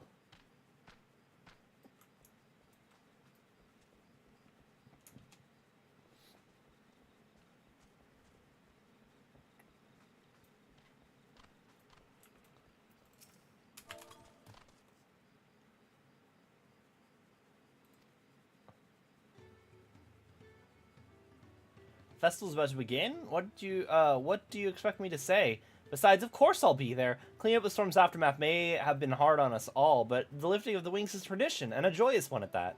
I won't sit here brooding my days away. Give me a moment to get ready.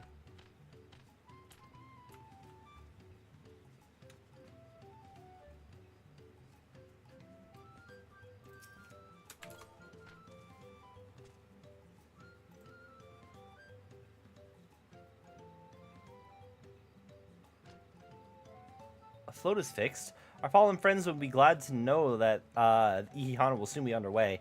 They would have wanted us to honor them with celebration now that they lost a tourist from it. I must go and enjoy the festival for those who no longer can. Let me talk to the alpaca keep over here.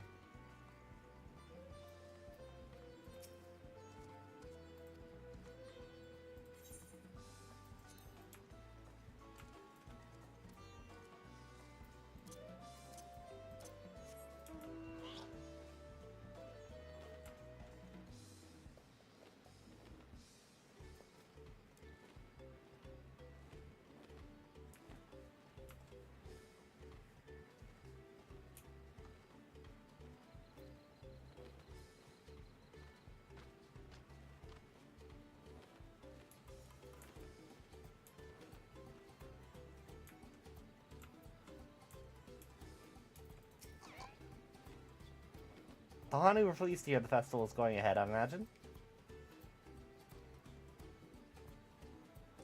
That as well. Once your friends return, the lifting of wings can begin at last.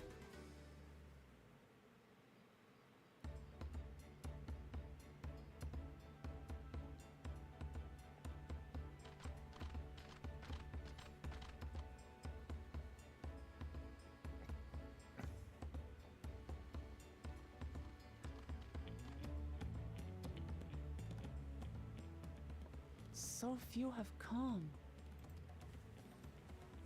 Patience.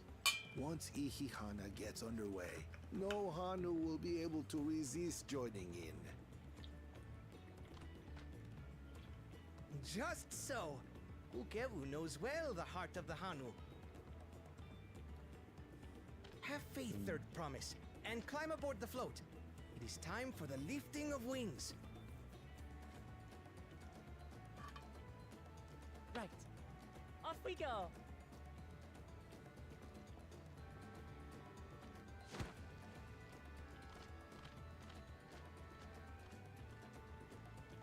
Ihihana is a prayer for bountiful harvest. But this is not its only meaning.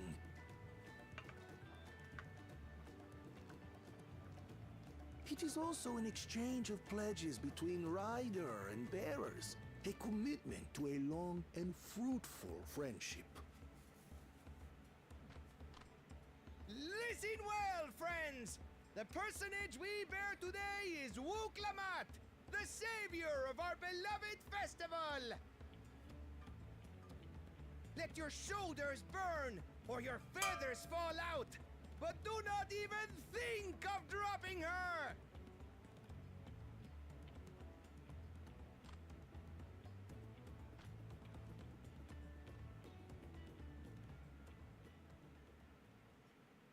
Ready and...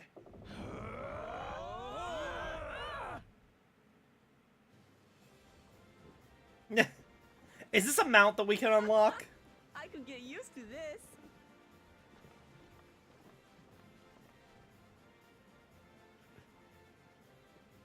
This has to be a mount, right?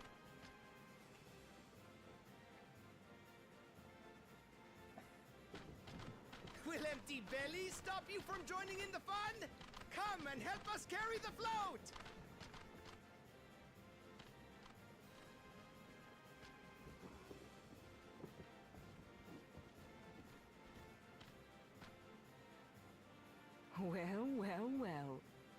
see the day that Dawn's promise would ride our boat again.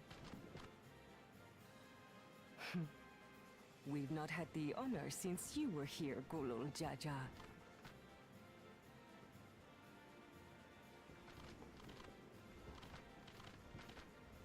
Right. We've enough bearers now. Onwards to Kozanuaki! Kozanuaki.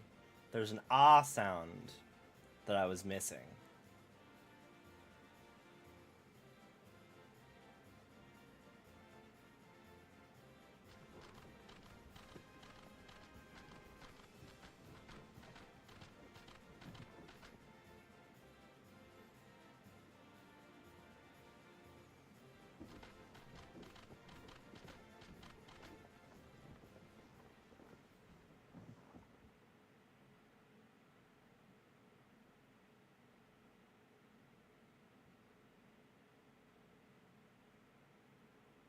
Watch well, for you are about to bear witness to the true glory of Ihihana.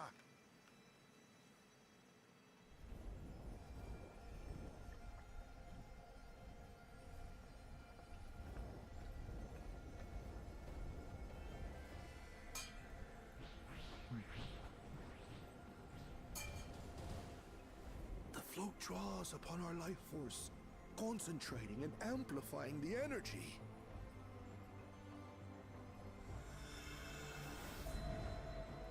Keshaihi then receives that energy and expels it in a great burst, where it showers down upon the land to replenish its vital currents.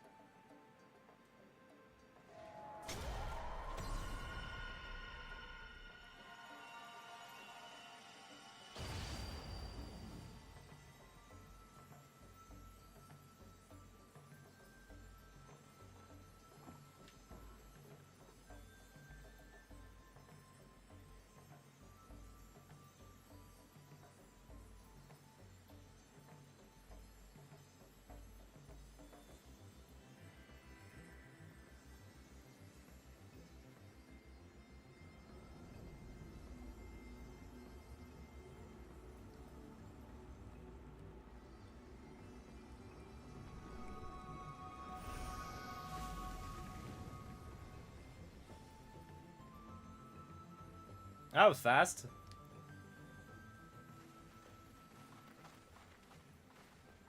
It worked. Like a literal charm. The float really was helping the reeds. That was amazing! To think that such a thing was even possible!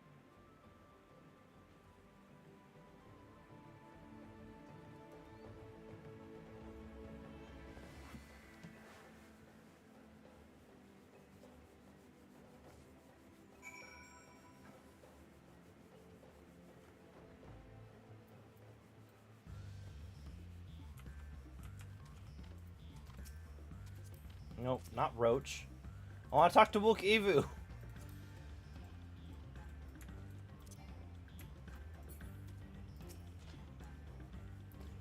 I was too quick to dismiss the idea that the float had arcane properties. I think I wanted to believe that no one knew more about Ihana than me. Turns out there are many things I've yet to learn. With their fields rejuvenated, the Hanuhanu 2 might finally replenish their flagging reserves of ether. I'd like to think that take a turn riding the float. What? It looked like fun. Don't pretend that thought didn't cross your mind. No. I want to chat with Wook Evu. There we go. I told you, didn't I? It's spectacular. Wasn't sure what to expect, but the festival was admittedly impressive.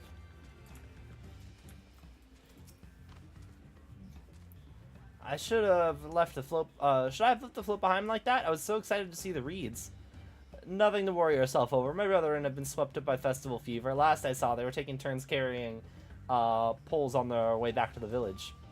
Please feel free to look over the fields and enjoy the sight of what you've accomplished.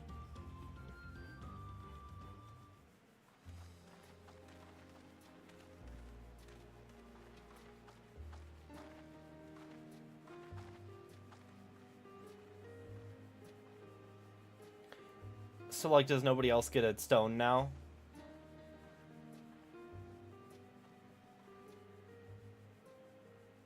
Some of them still look a bit sickly. I imagine even the harvest magic has its limits. If the Hanu continue their festival tradition year after year, though, the entire field should eventually recover. Where does that leave us with the feet, then? You've got nothing to fear on that account. Some of them Our situation could never have resolved itself. The revival of even a single reed would have served to demonstrate your commitment to the task. Also, I'm assuming Koana's gonna come by and recover That the you last half. recognized the nature of the float and found a near-perfect solution in Ihihana proves your dedication. What's more, I don't think I've seen the festival produce such impressive results since I was a mere chirper. We have been lax in maintaining the float, diluting its magic and reducing Ihihana to hollow theater.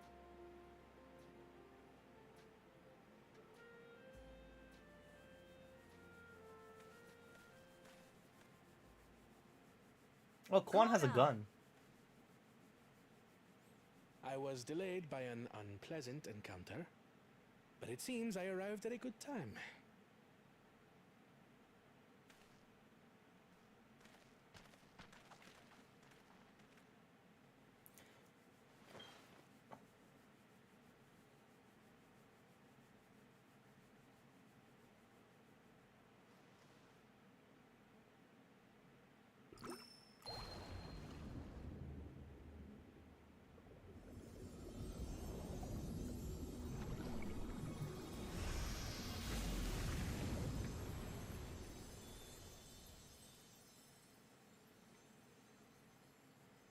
Oh, isn't that wonderful?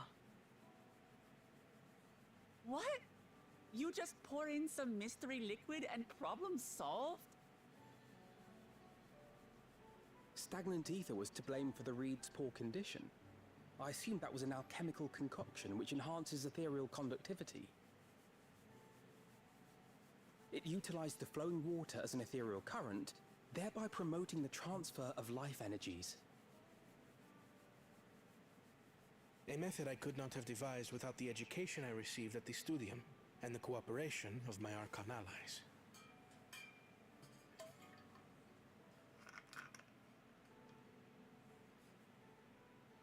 Archon allies?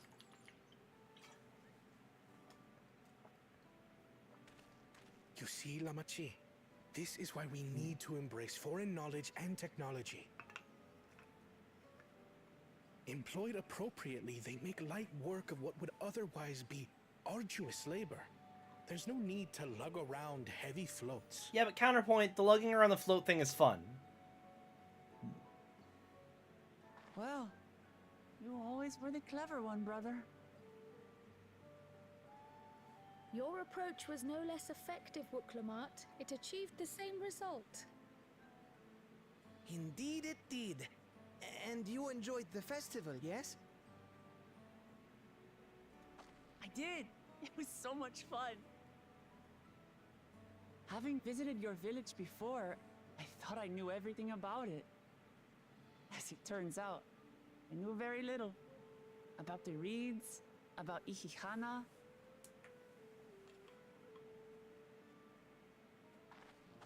With all I've learned this time, I feel as though I've really come to know the Hanu. And I like you even more now than I did before.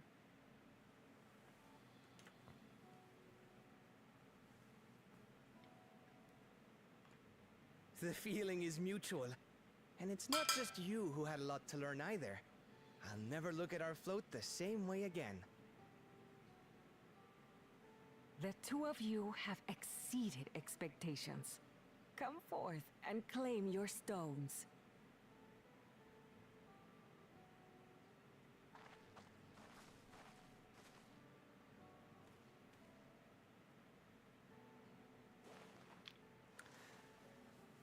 Also, yeah, I mentioned it earlier, but I swear, Koana looks like a player character. It's the hair color for sure. 5 more to go. And on to the next.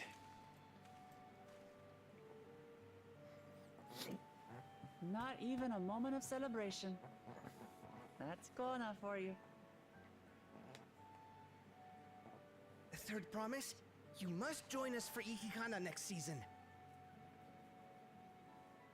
As Dawnservant, of course.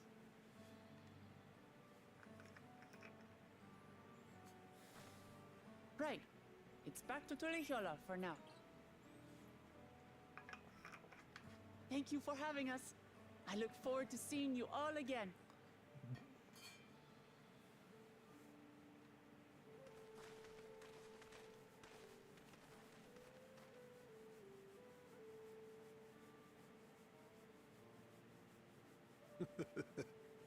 These are interesting times indeed.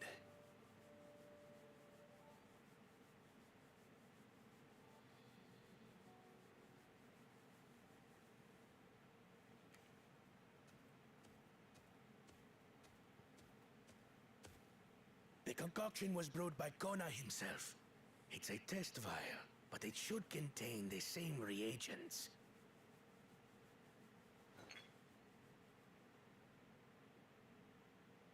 Good work. We'll use whatever we must to win. For win we must.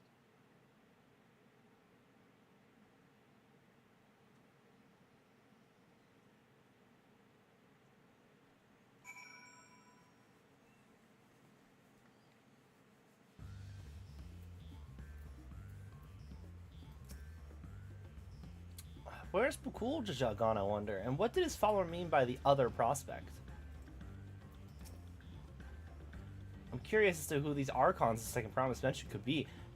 Thancred and Urianger. It makes 2 of our 7 keystones. So far, so good. While Kawana seems a decent sword, he strikes me as a man who likes to keep others at a distance.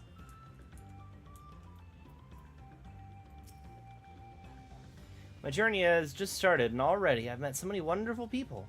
Look Evu for one, he's a bit eccentric, but everyone could stand to be as respectful of other cultures as he is.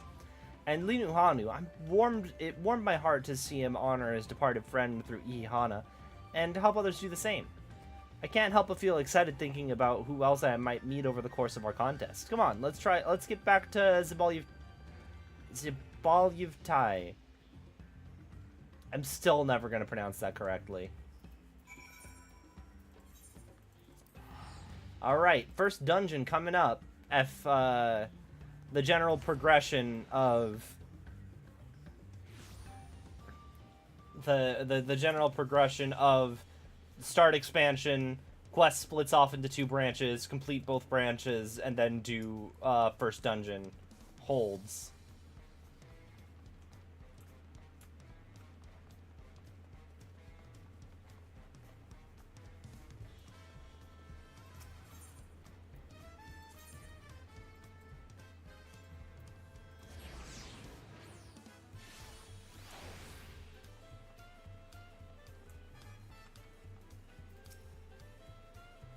The Hanu's festival must be as central to their traditions as the Sundrop dances to the Vanu.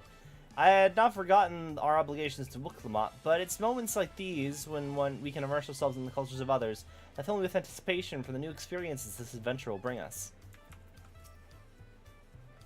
I noticed Zoralja was not at the Hanu village, yet in a contest like this one, it is only a matter of time until the claimants are pitted against one another in direct competition.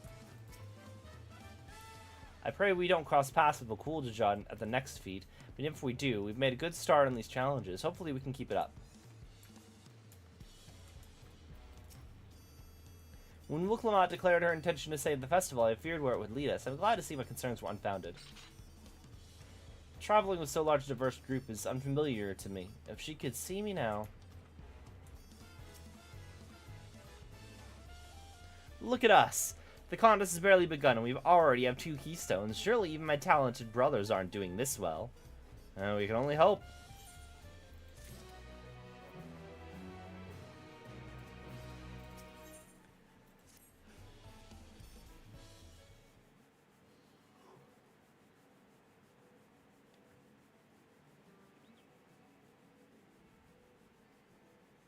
We've now won keystones from both the Feet of Reeds and the Feet of Gold. Surely that means our approach to the contest was the right one? So it would seem, by continuing to retrace Goluja's journey as presented in the saga, we should find the remaining electors in turn. Then let's visit the Giants next. Like Kryl said, the fact that they were searching for the Golden City might mean they know something useful. The home of Yakui is in the upper reaches of Rikopacha. Unless you're keen on scaling cliffs, we'll have to take the long way around through Kozamauka. This route will take us close to the Moblin village, which is another important location in the saga. Since we'll need all keystones eventually, it makes sense to pay them a visit while we're passing through. So we'll call the Moblins first, then. Let's head over right now. Afraid right now is going to be a problem.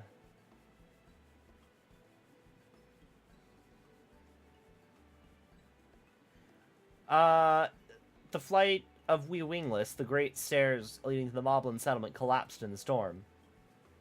What are we to do then?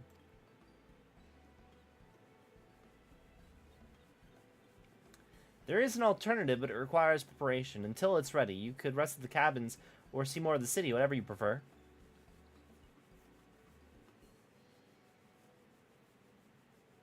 Just to be sure, you'll accept any method of travel as long as it gets us to our destination?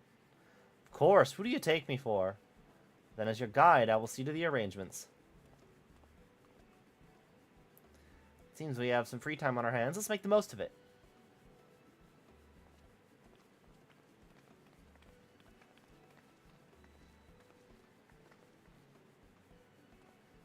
I need to get my axe repaired. Then I nicked the blade pretty badly when I took a swing at Bokuljaja. That reminds me, I never got around to introducing you to Ropley, did I? He's the man in charge of Wachumeki Meki.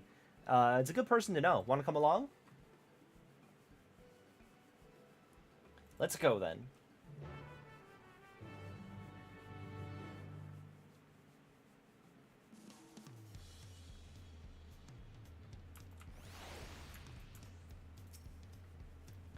Ready? The markets of Wachumeki Meki are on the east, on the other side of the Bayside Bevy.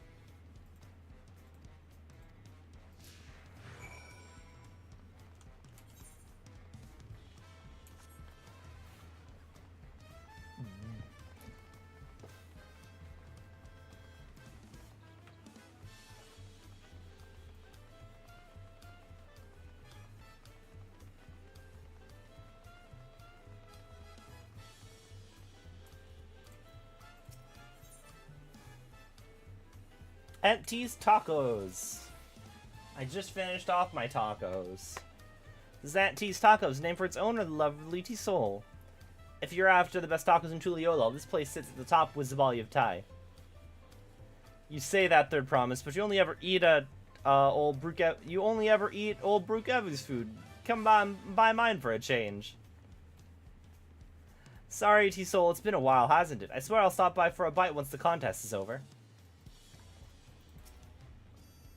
Go on to Auntie's Tacos. We've got a wide range of options from healthy to hearty, plus a variety of salsas to choose from. This is our flagship location, by the way, or at least it will be when I get around to opening a second branch.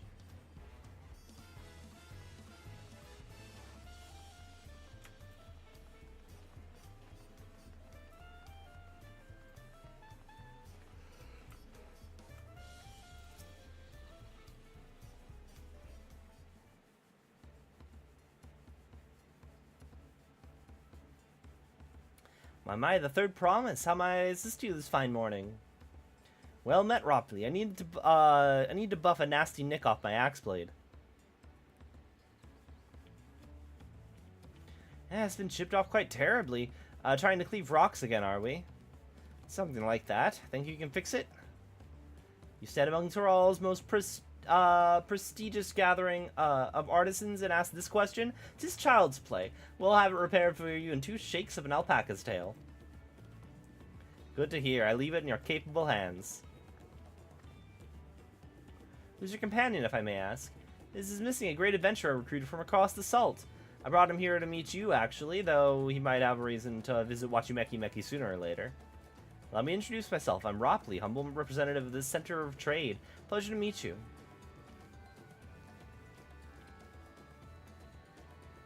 You there, stop dithering in the shadows and announce your business already.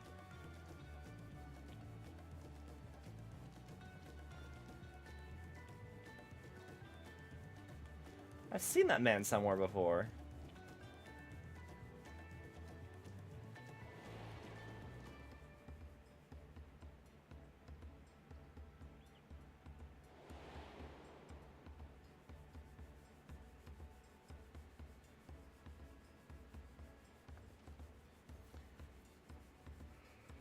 A jewelry maker you met on the voyage over. I remember, I spoke with him too. Fongentain? That was his name. You've been loitering around like a flighty admirer who can't pluck up the courage to confess his feelings. Out with it then, why are you here? That is to say...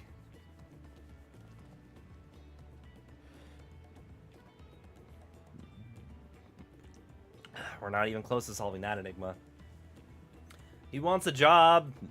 He wants a job and he's too afraid to come out and ask for one.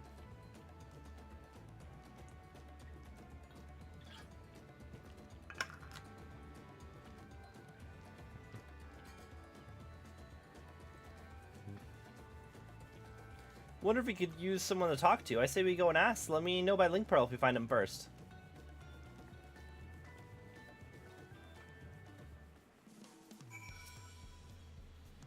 A nervous man of many mystery fled westwards, never to be seen again.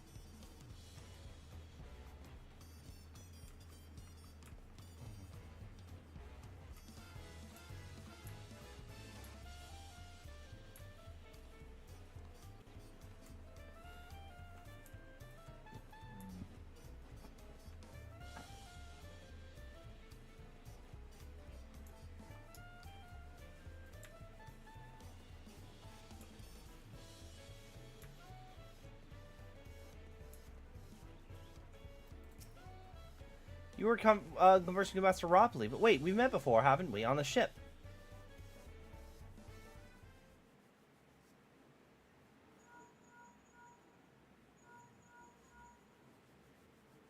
Found him? Good, I'll be right there.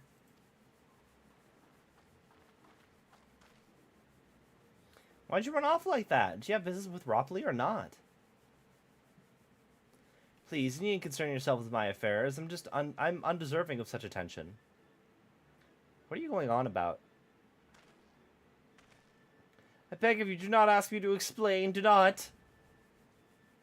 Sorry, but the more you tell me not to, the more curious I become. Besides, you look like you need a friend. You're too kind. So be it. I suppose I can share with you a morsel of my mystery. Before I came to Tuliolol, I worked as a goldsmith at the most prodigious jewelry maker in all of Ul'dah, Estems Aesthetics. Oh, it started off well enough, but as the days passed, everything began to go wrong. Compared to the masterpieces of my talented colleagues, my products were lacking. Mediocre! I lost all confidence. Crippling doubt possessed me. And any veneer of bravado I tried to put forth soon cracked beneath its weight.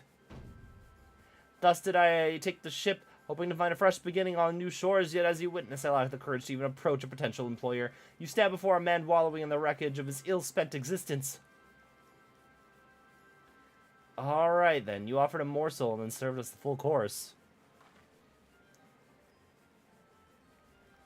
You must really want someone to hear your story. If you like, I could try to give you a few words of advice. Then you have experience with my predicament of feeling terribly inadequate compared to your undeniably superior peers? When you put it that way,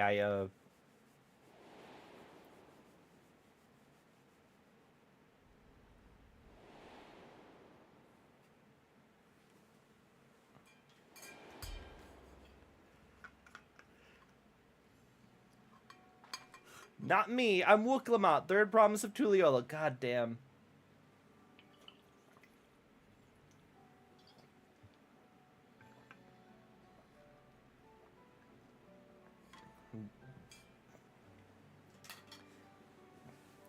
Yes, her. Daughter of the Dawnservant. Of course, you're a member of the royal family. Please forgive my presumptuousness. What of you? Have you ever measured your work against that of your colleagues and found yourself wanting?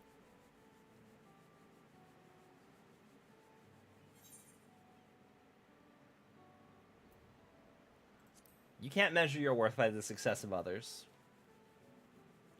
Which is to say, no, because I went and killed depression. How can I not? Should my work not meet the same exacting standards, no new commissions will be forthcoming. What then was the point of my becoming a goldsmith?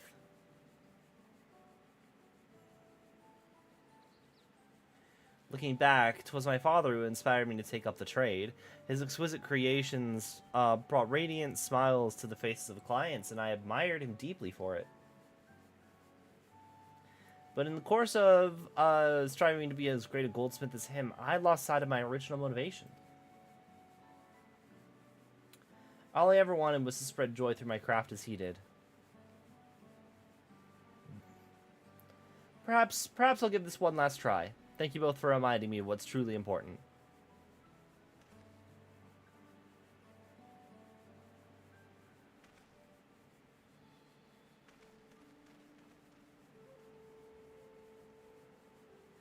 What's truly important.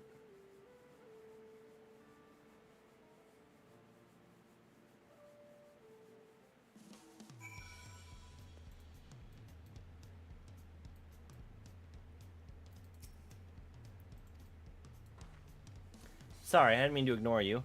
But yes, I'm glad to see Fontaine... Now it's French. We swapped from being Aztec to being French. Giving him another chance.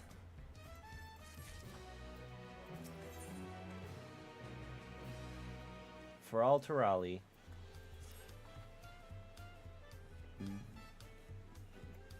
I can't help but wonder if he will actually follow through. Let's go see if he actually has gotten to talk with Ropley.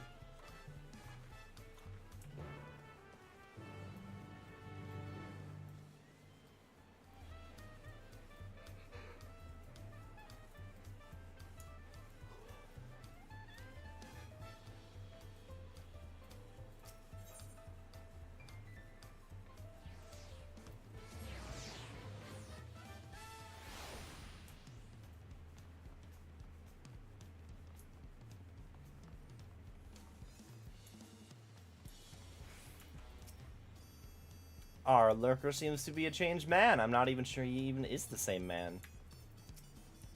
We can do this. It was kind of you to come. You needn't worry. I found my courage.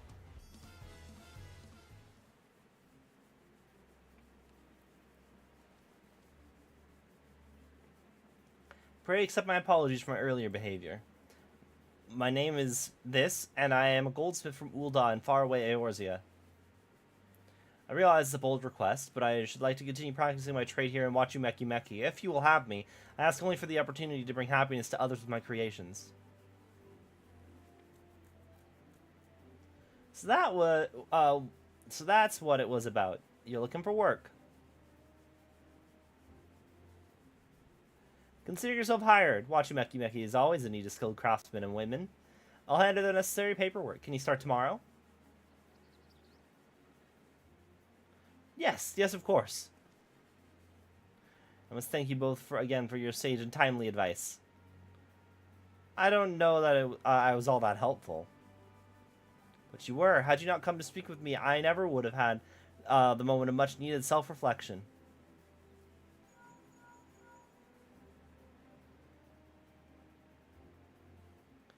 The arrangements have been made. Come meet me at the entrance of High Tide Harbor.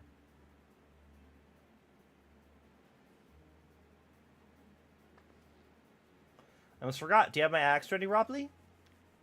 Ready and waiting. Behold, the sublime touch of a Wachumeki artisan.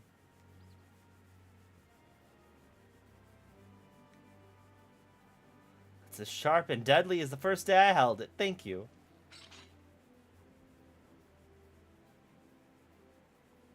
Well, good luck to you. Let me know if that doubt creeps back in. I'd be happy to talk you out of it.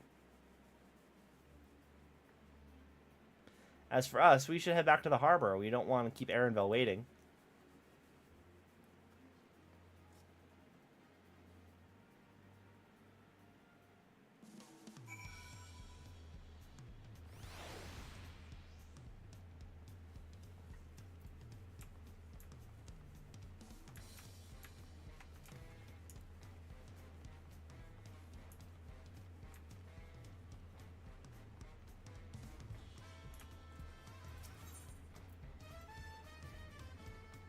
Oh, I could have just walked.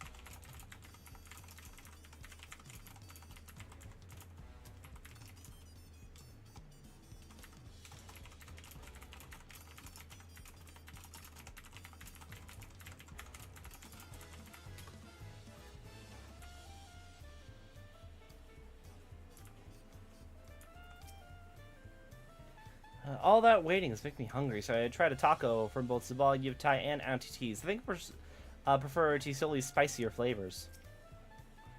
I want to re-examine the Tuliolo saga. Should we continue at pace, we shall soon come face to face, or rather face to knee, with some enormous Yakhui. I'm told some of them tower over even the hulking Galuljaja.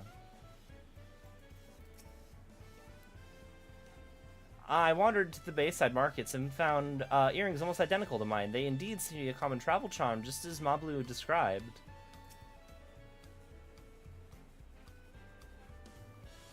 I wonder what Erenville's alternative mean of travel is.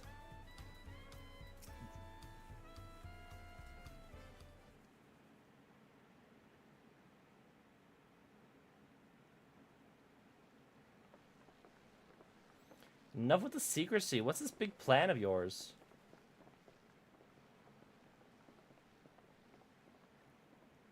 Look there. That is my big plan.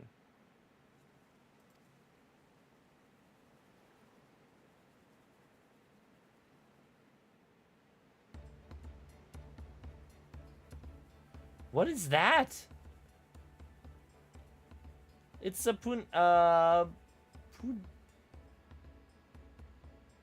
Punuti? She'll be pulling our... A Punity. Like a manatee, but not. She'll be pulling our boat upriver. How do you know she won't thrash about and sink us instead? They're gentle and timid creatures for the most part. She's unlikely to cause a fuss unless you give her reason to.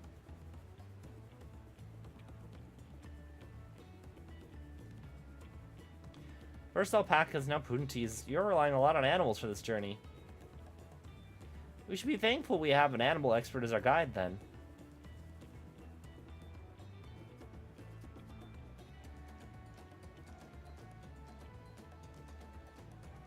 But did it have to be my old nemesis? Another boat? Couldn't we have just taken a dirigible?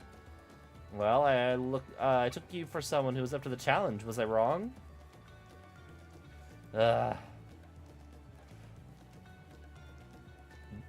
Long ago, when fighting still ravaged between the clans, the inhabitants of Kosamuuka rode these riverboats to move swiftly through hostile territory. But But the vessel sees little use with Tural now at peace, so I was able to borrow one of the few which remain. I did consider a dirigible, but the pilots warned me that updrafts near the falls would make landing difficult.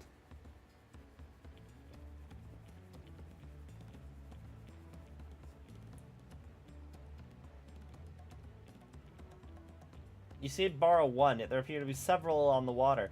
I can't see it because it's foggy, unfortunately. I feel like this cutscene would be a lot better if it wasn't foggy.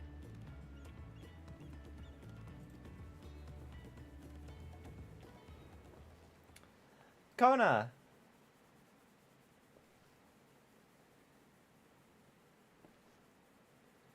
Lamachi, traveling up the river, I presume? Seems that way. Does this mean that you've earned 2 keystones already? I can't believe how well you've managed despite undertaking the contest alone. I was never alone. I had my own entourage with me since the beginning. My friends? It's been, well, not that long. The husbands! Thancred, Urion-J, what are you doing here? Escorting a promise, the same as you. I didn't mean to bring up the chat window. I'm getting my tacos! There's so much of the incomparable Archons during my time at the studium, and as soon as the contest was confirmed, I thought who better to recruit to my cause, and I contacted the scholar who arranged an introduction with these 2 gentlemen. The second promise had specific requirements. They, who would be his assistants, must boast both proven survival skills and mastery of the arcane arts. And thus did Thancred and I receive the summons. My own studies concentrated on technology, which other people could readily use, such as inventions born of magitech or clever engineering.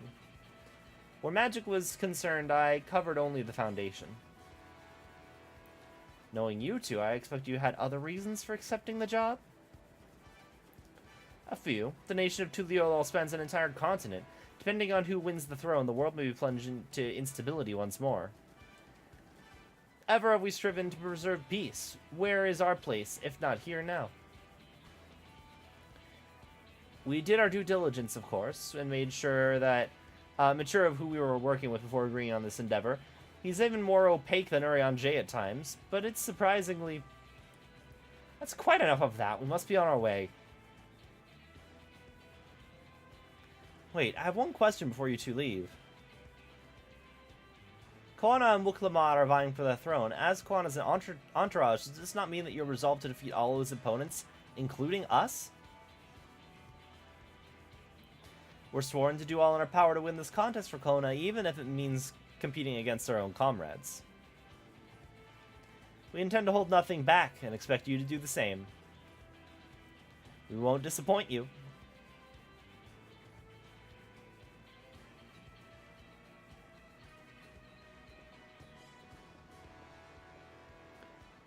I thought you were taking a boat.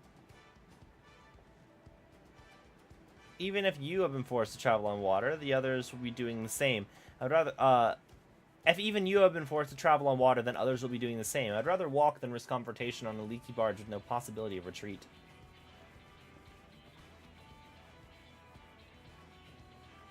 It's true that I can't stand boats. But I trust the route Arenville's chosen for us.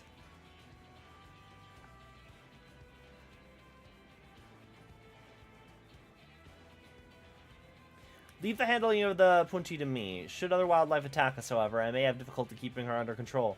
Do your best to draw them away, as far from the front of the boat as possible.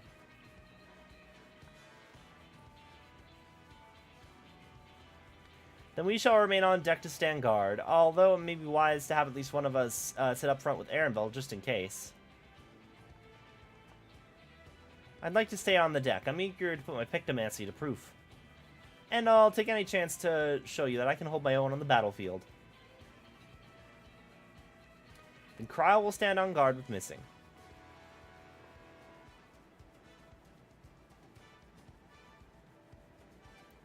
I'll keep Arenville company then. With my blade I can respond more quickly to threats than Alphino.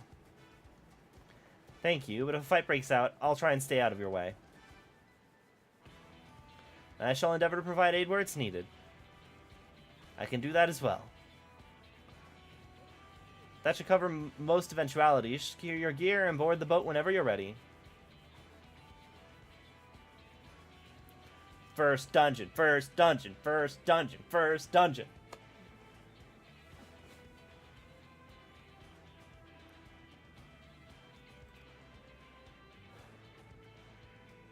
Let the hunt begin.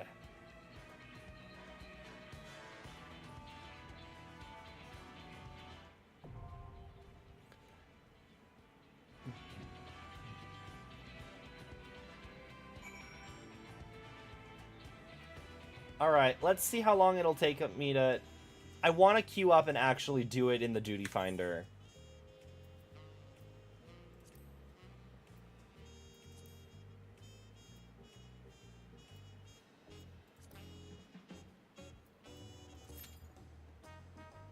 Less than 5-minute wait.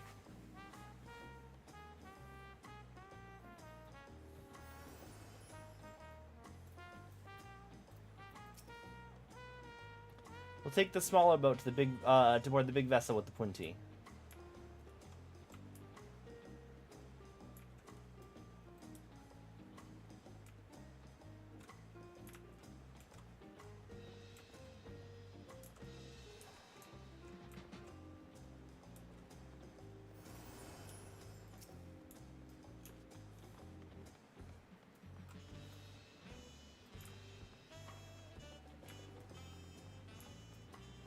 Oh, goblin.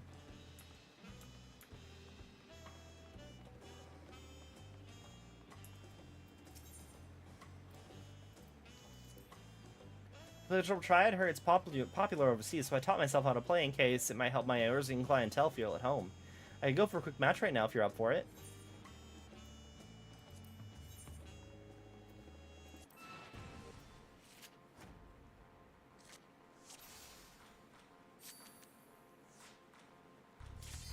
Nope. Shit, let's go.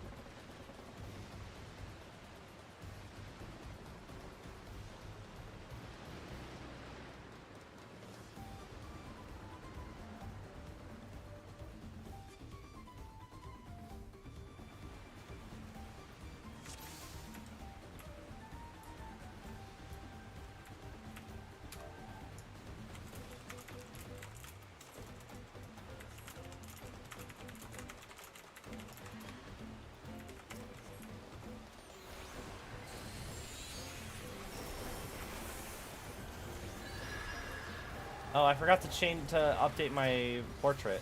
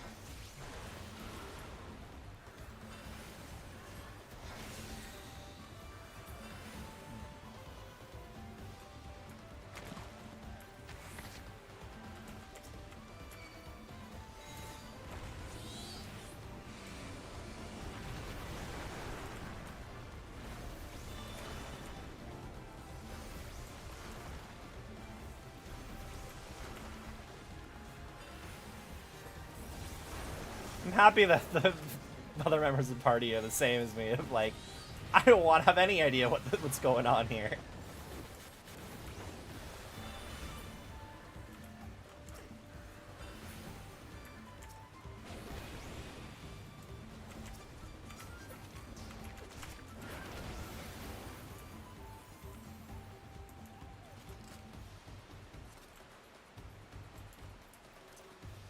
Or I can't put my umbrella on.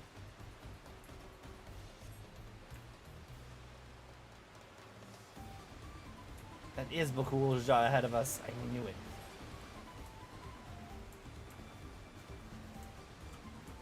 Let's come closer. We have something for you.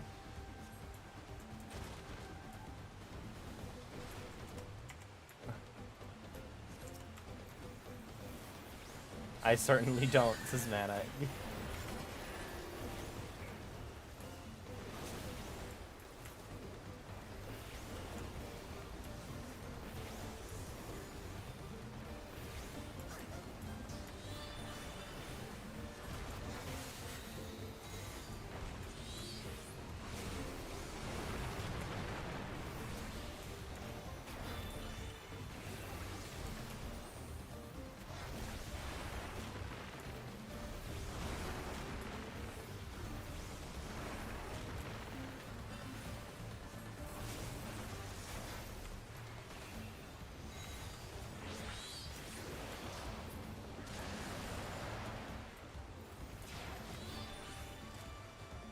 Not going to plan, we'll just have to improvise.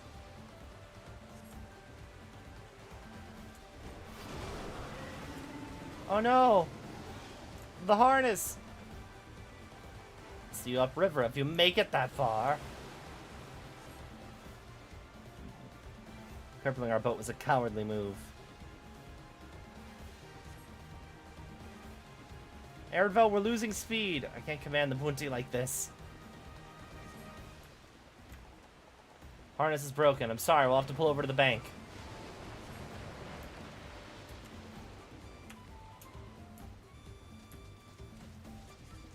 He's going here until we can make repairs. See if there's route over land. We'll try and catch up to you later.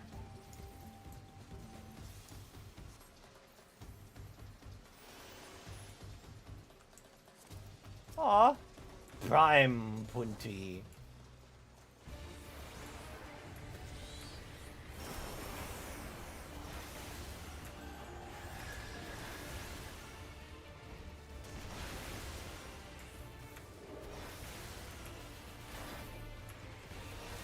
Punity?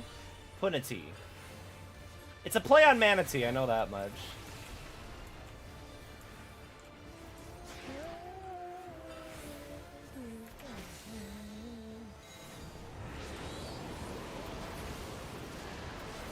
He just ate a tree?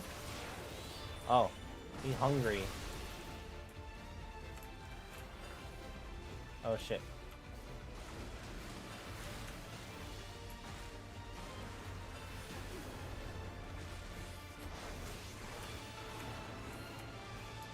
Oh shit. Ah.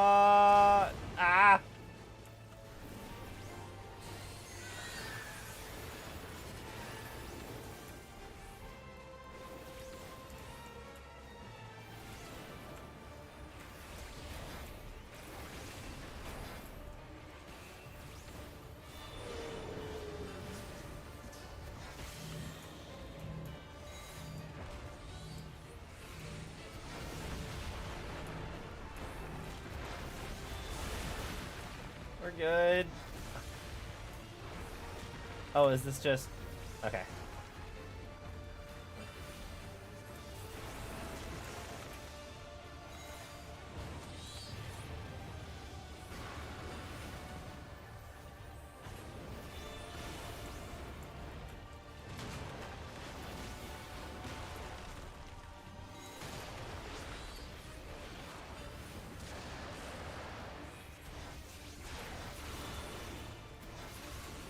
I'm curious if you stand there, do you just get eaten?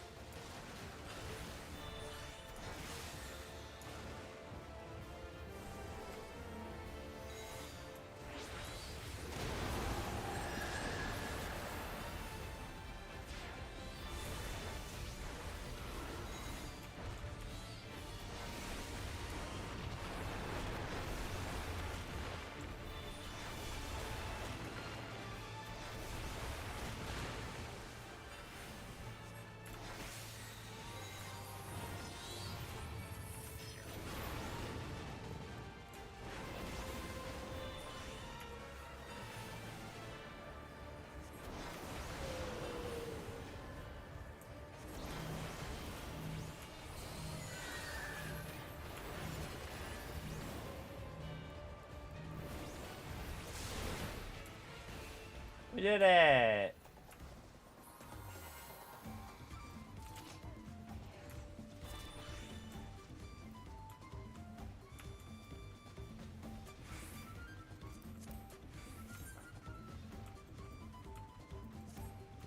I'll need that. No. Pass.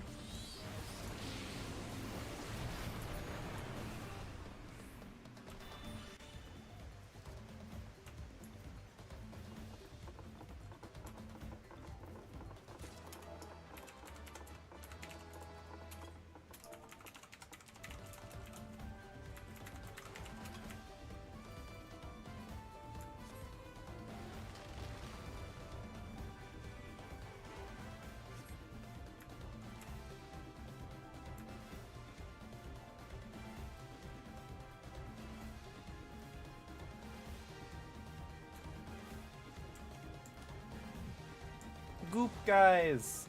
Oh. It's us! Mimicloth.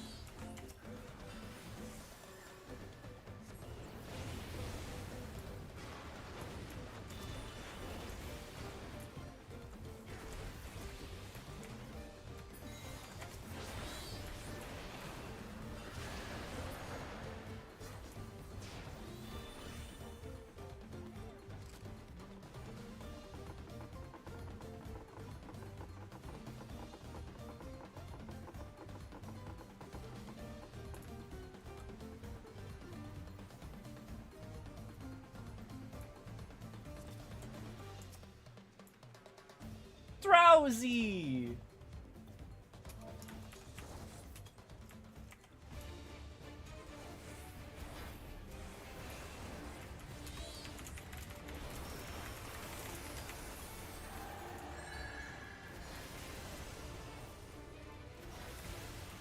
He's just taking a nap and we're here to bother him.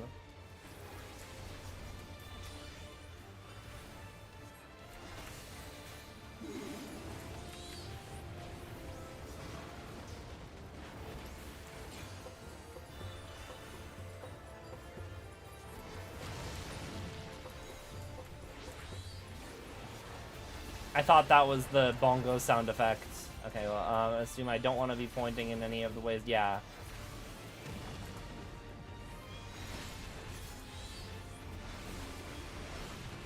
Oh no!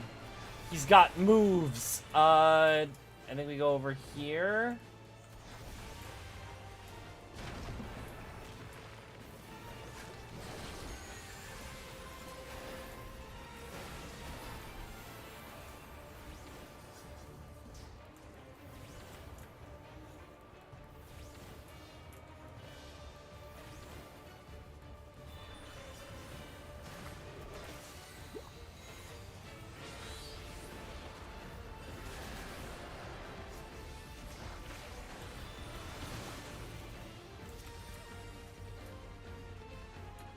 us again. Wait, which one's me? That one's me.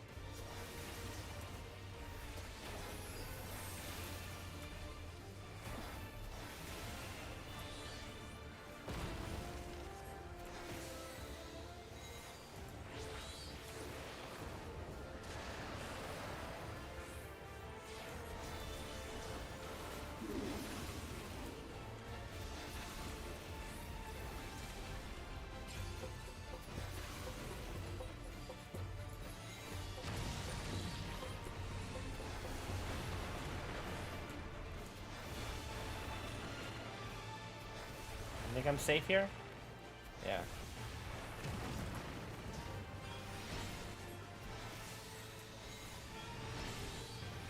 I think I stand here. Oh shit. Alright.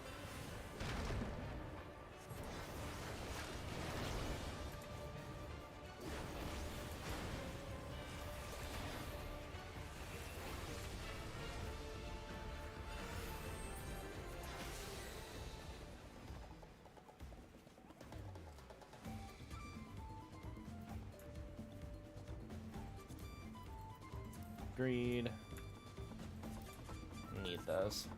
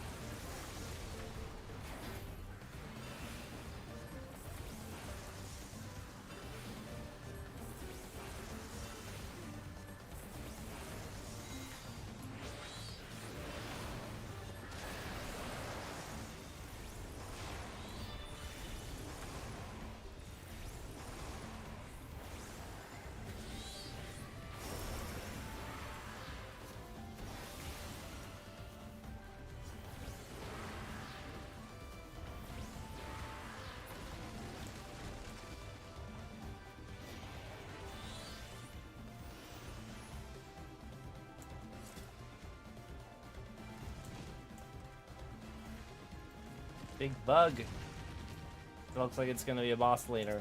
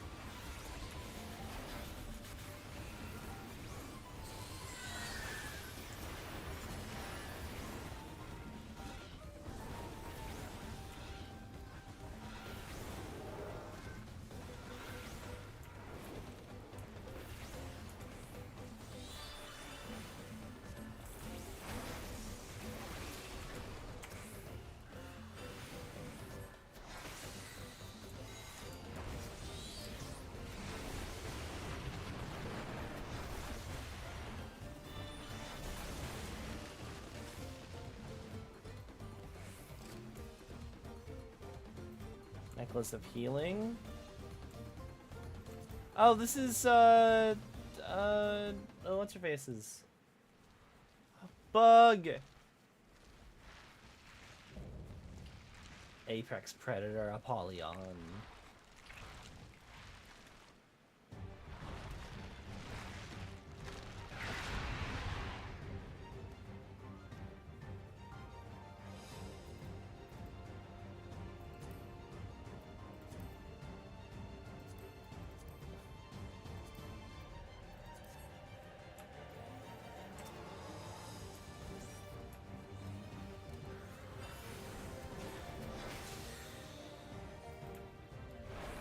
Oh, we weren't all totally clueless. One person didn't get the achievement for mapping this place.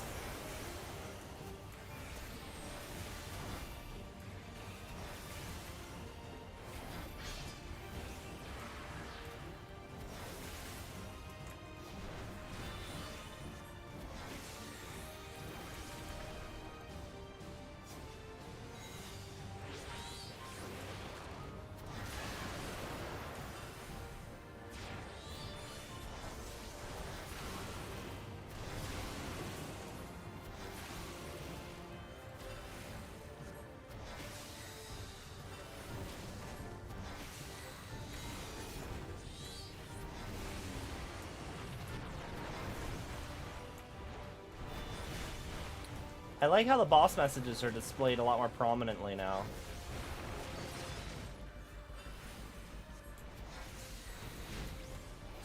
Oh shit. Oh, I'm good.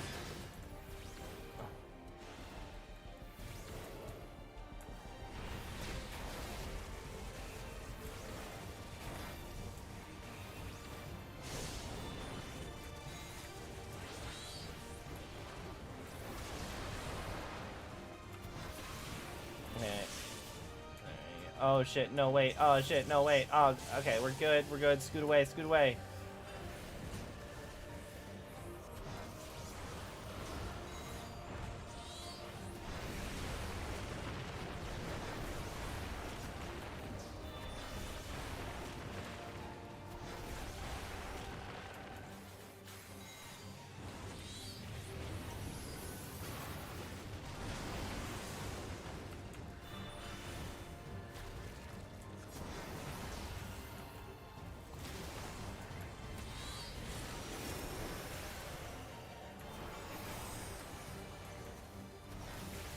He's digivolving.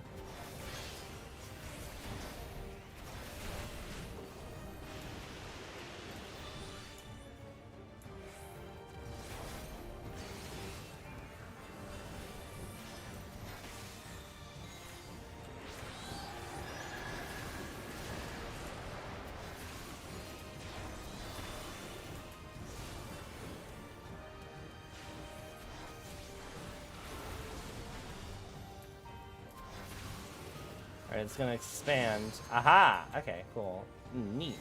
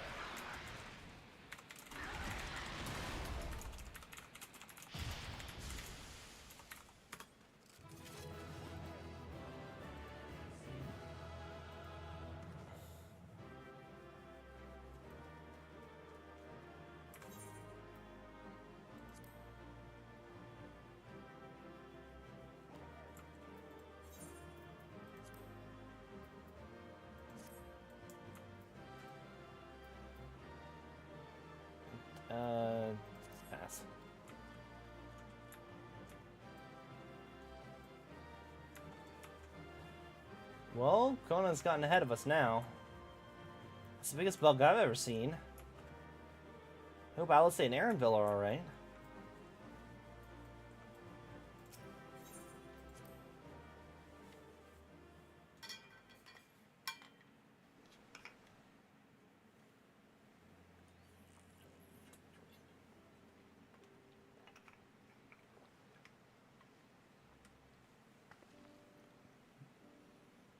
This is as far as we can go on foot, it seems.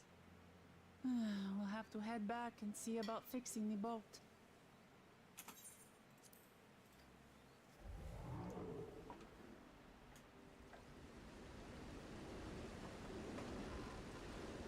Hey! Everyone all right? They were pretty good.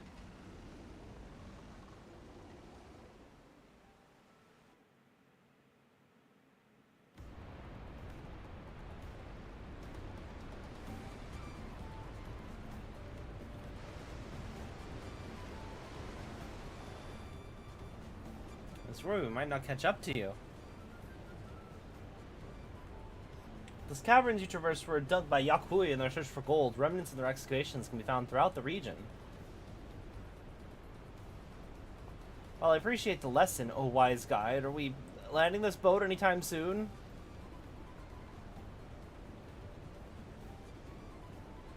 Our river journey is almost over. For proof of that, you need only look ahead.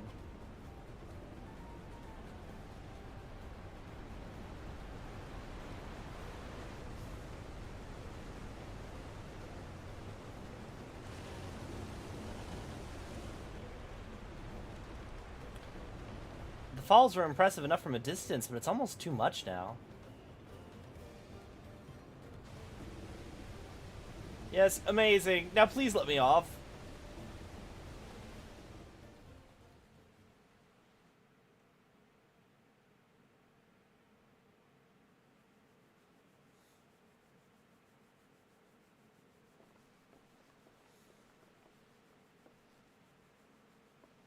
No. No more boats.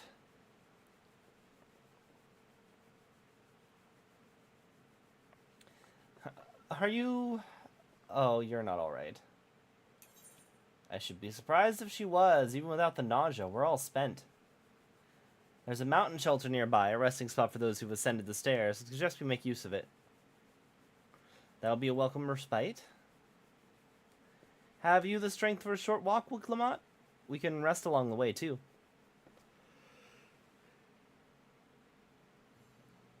Damn it all. I feel like Wicklamat is a more interesting lease. Promise is meant to lead from the front, not mule and moan like a sick kitten.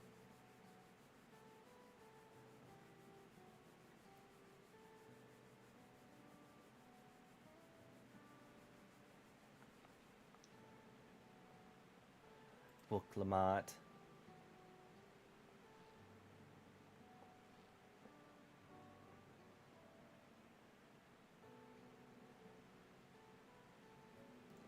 Ignore me, it's the nausea talking. I'm fine, really. Lead on, I'll follow.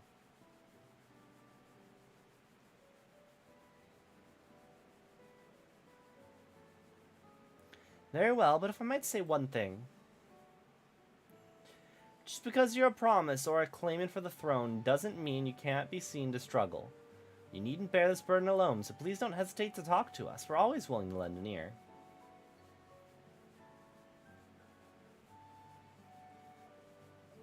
But Kryl,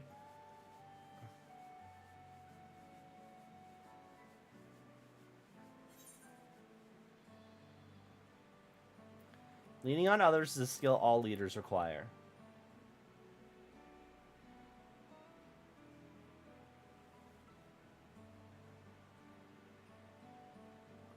You as well. I've always believed this is my problem alone, but perhaps you have the right of it.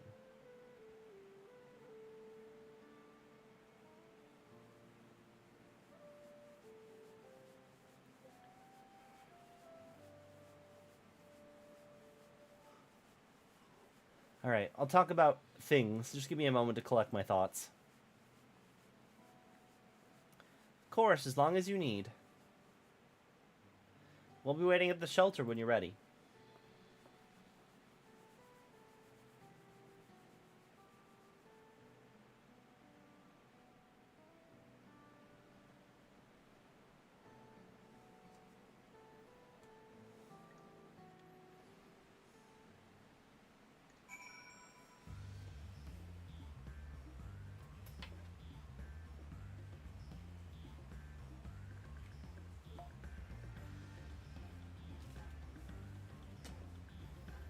Music. Also, give me a second.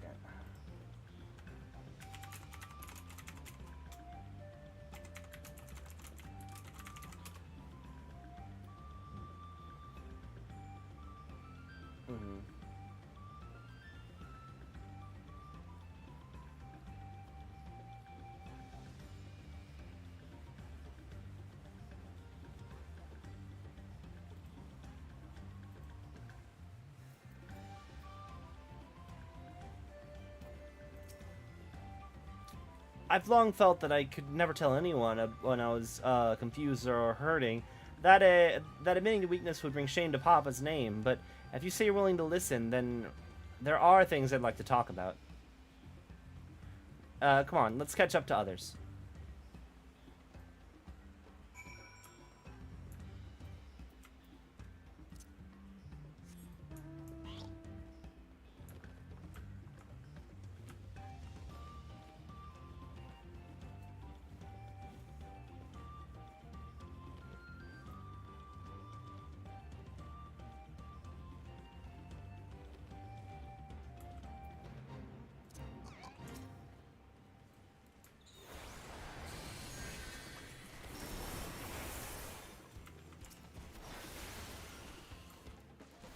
Although some might argue that tax collection is greater affront than banditry, brigands impersonating tax collectors are the worst of both worlds.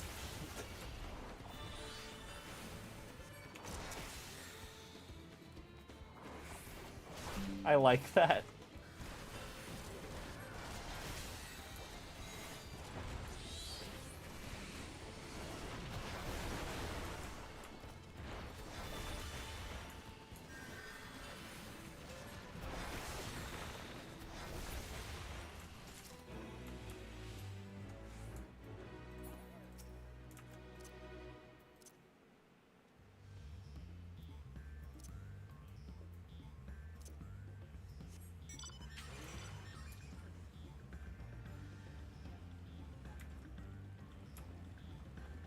Motorcycle bros.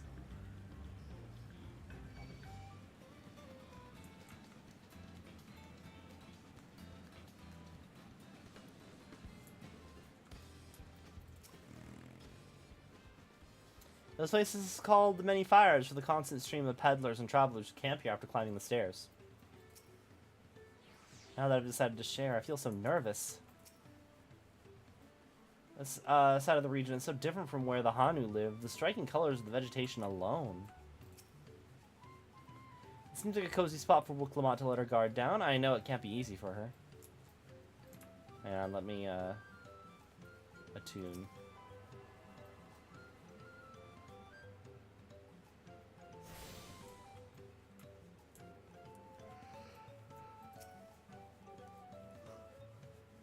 We should stop here for the night. I understand the desire to rush ahead, but we need to recuperate from our punishing river adventure. Let's settle in. We'll need a cook fire, and there's meal preparation to be done.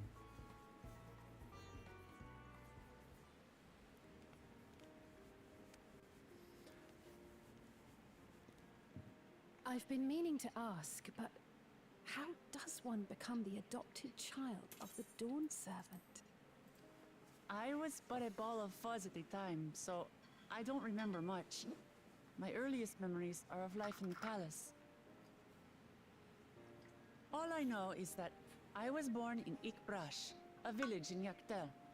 But I've never bothered to return there.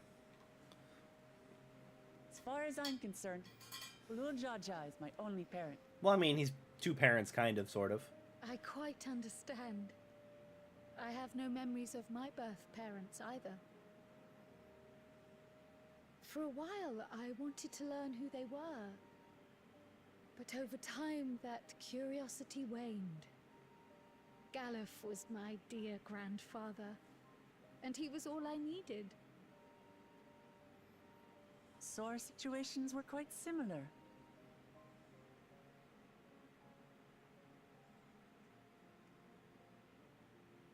Even though Papa already had a trueborn son, he raised me and Kona with no less love.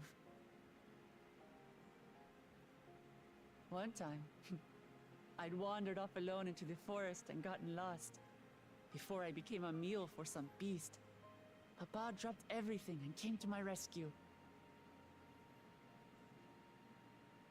I was scared and sobbing and ready for a scolding, but the head of resolve praised me for surviving the ordeal. I did get my lecture from the head of reason, though. He went on and on about the dangers of the jungle and all the horrible ways I could have died. Growing up, Papa was kind and patient, but a tyrant when it came to training. Now, of course, I realize he was preparing me for my duties as a promise. For all the good it did. There's so much I failed to learn about my own country. Whether it's alpacas or Ihihana, I hardly know anything. I've lived such a sheltered life, yet convinced myself I understood Tural and its people.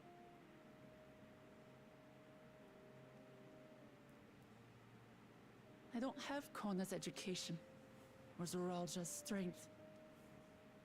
I'm all bluff and bravado, not fit to bear my title.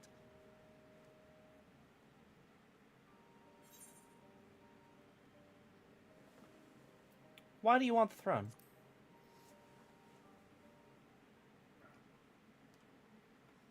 Why? Because my father built a nation where everyone can live in peace, and I want to keep it that way.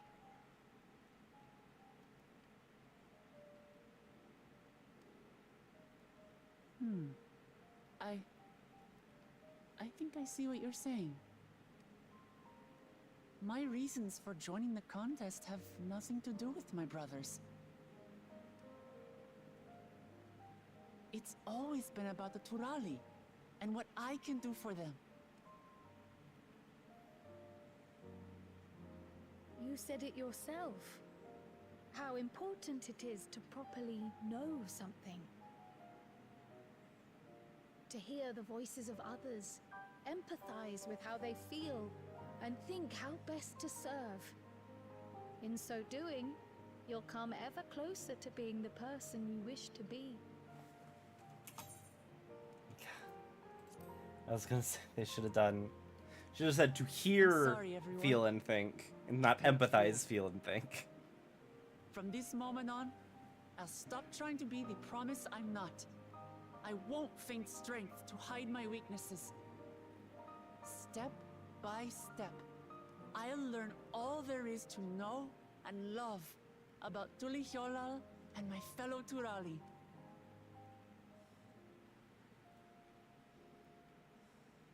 It might not be the smoothest path, but it'll be a path of my own making.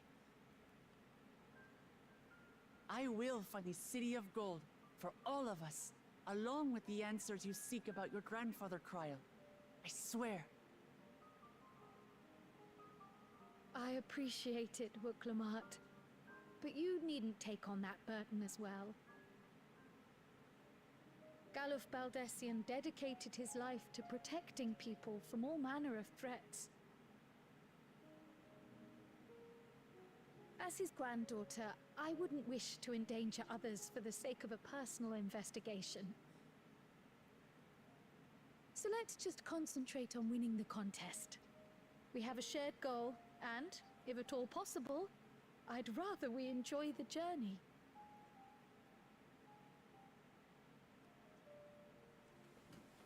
Hear, hear.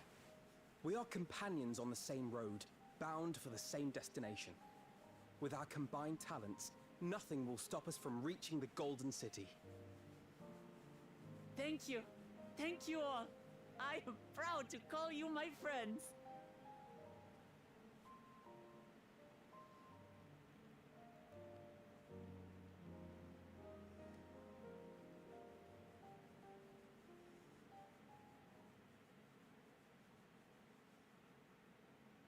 Meanwhile, in the second Promises camp.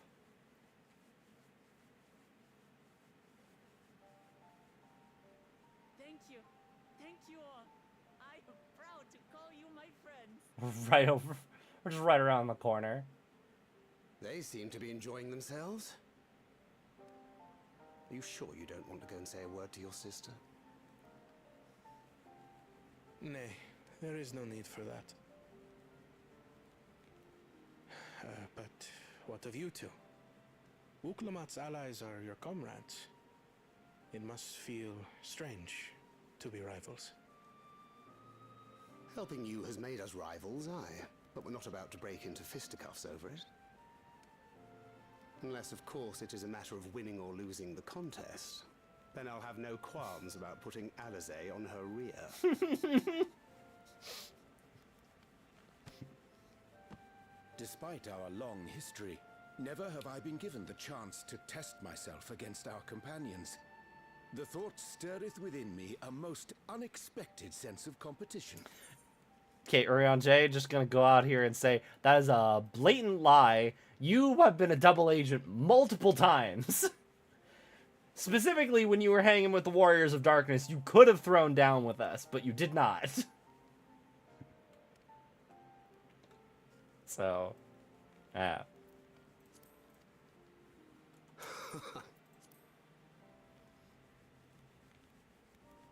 Lamachi has surrounded herself with distinguished figures indeed. One of the Studium's finest graduates, the head of the students of Bardessian. And then, there's Eorzea's vaunted champion. If he's half the hero you say, then the odds are stacked against us. Not that I have any intention of bowing out. I feel like the most important thing is just make sure the other two assholes don't win.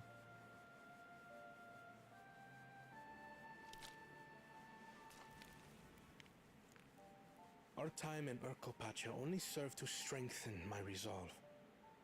We saw how a single storm cut off the alpaca roots and threw my people's lives into disarray. Such uncertainties are why I advocate for the adoption of Sharlayan innovations, that Tuli Yolal might know greater stability and prosperity.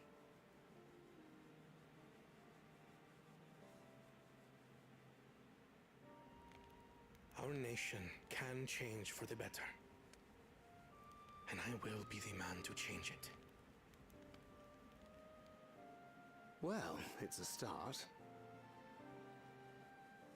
I imagine your experiences on this journey, all the things you'll hear and feel and think, will help you refine that approach. Thancred said it correctly.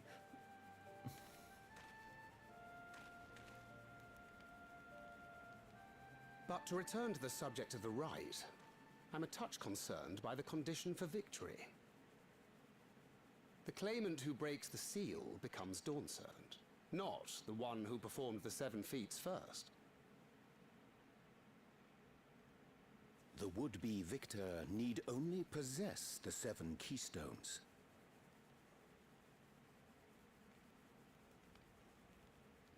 That is correct. As the contest wears on, we must brace ourselves for greater conflict.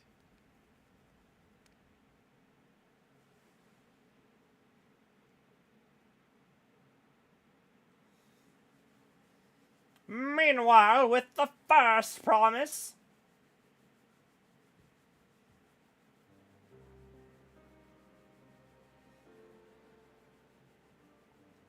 Your rivals still lag behind. The second and third promise may have recruited competent lackeys, but none compared to you. How can they hope to compete with the resilient son? The only child ever sired by a two-head. Only the ignorant or foolish could fail to see. that you were born to be Dawnservant. Such titles mean nothing.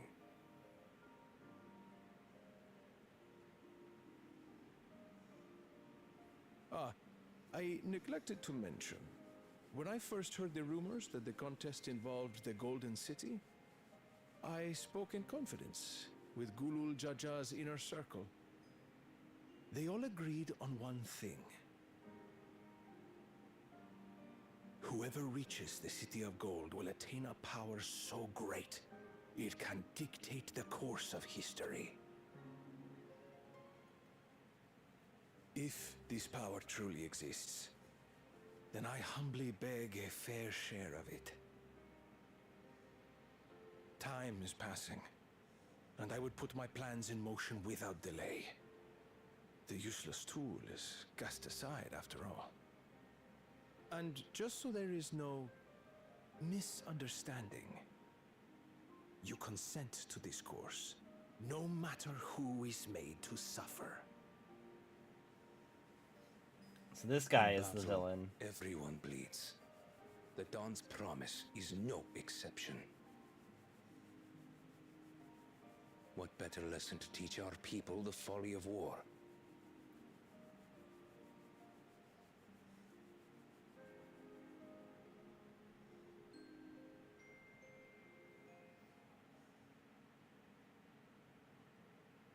Earlier with the cool Jaja.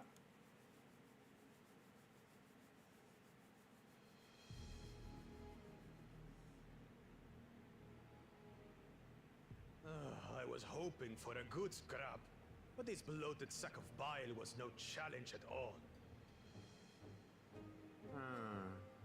I wonder if the house cat is dead yet. Be ashamed to lose a plaything, but we'd still have two more. If I may ask, Chosen One, what are your plans for Tuliolal after you take the throne? Plans? What makes you think we care about all that? We care only about the contest and proving our superiority. That would surely please Mother and Father. Yes, and when we become Dawnservant, we'll drive out the weakling masses and invite our king to live in the city. Fine idea! Our family deserves better than that rotten jungle. Back to it then. We must catch up to that one-headed pretender and remind him of the natural order. I made it. I thought we were missing someone. Where have you been? Oh, I feared I was done for when I fell from the boat. Yet, somehow I made it. Oh, my arms, I can barely lift them. If I could just rest a moment. You expect us to wait for you? Those who can't keep up will be left behind. My brother has spoken.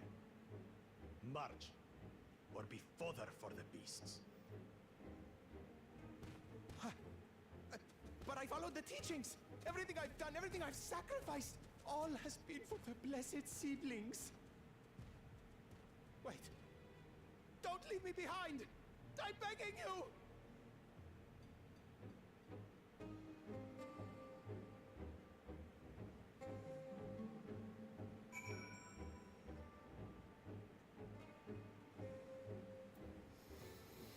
Okay. I think I'm gonna stop things here for now, and we'll come back tomorrow with more 14. Yeah. Okay.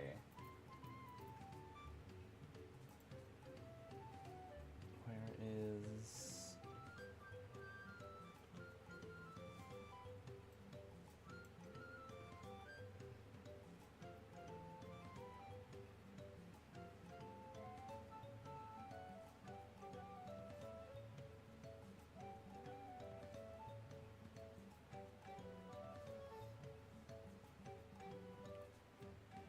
Let's go rank 1, 2, 3. They're just doing some leveling.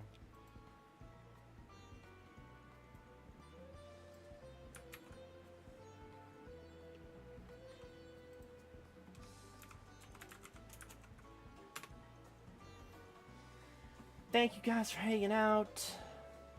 I will catch you guys tomorrow as I continue to binge this game. Until next time. Adios.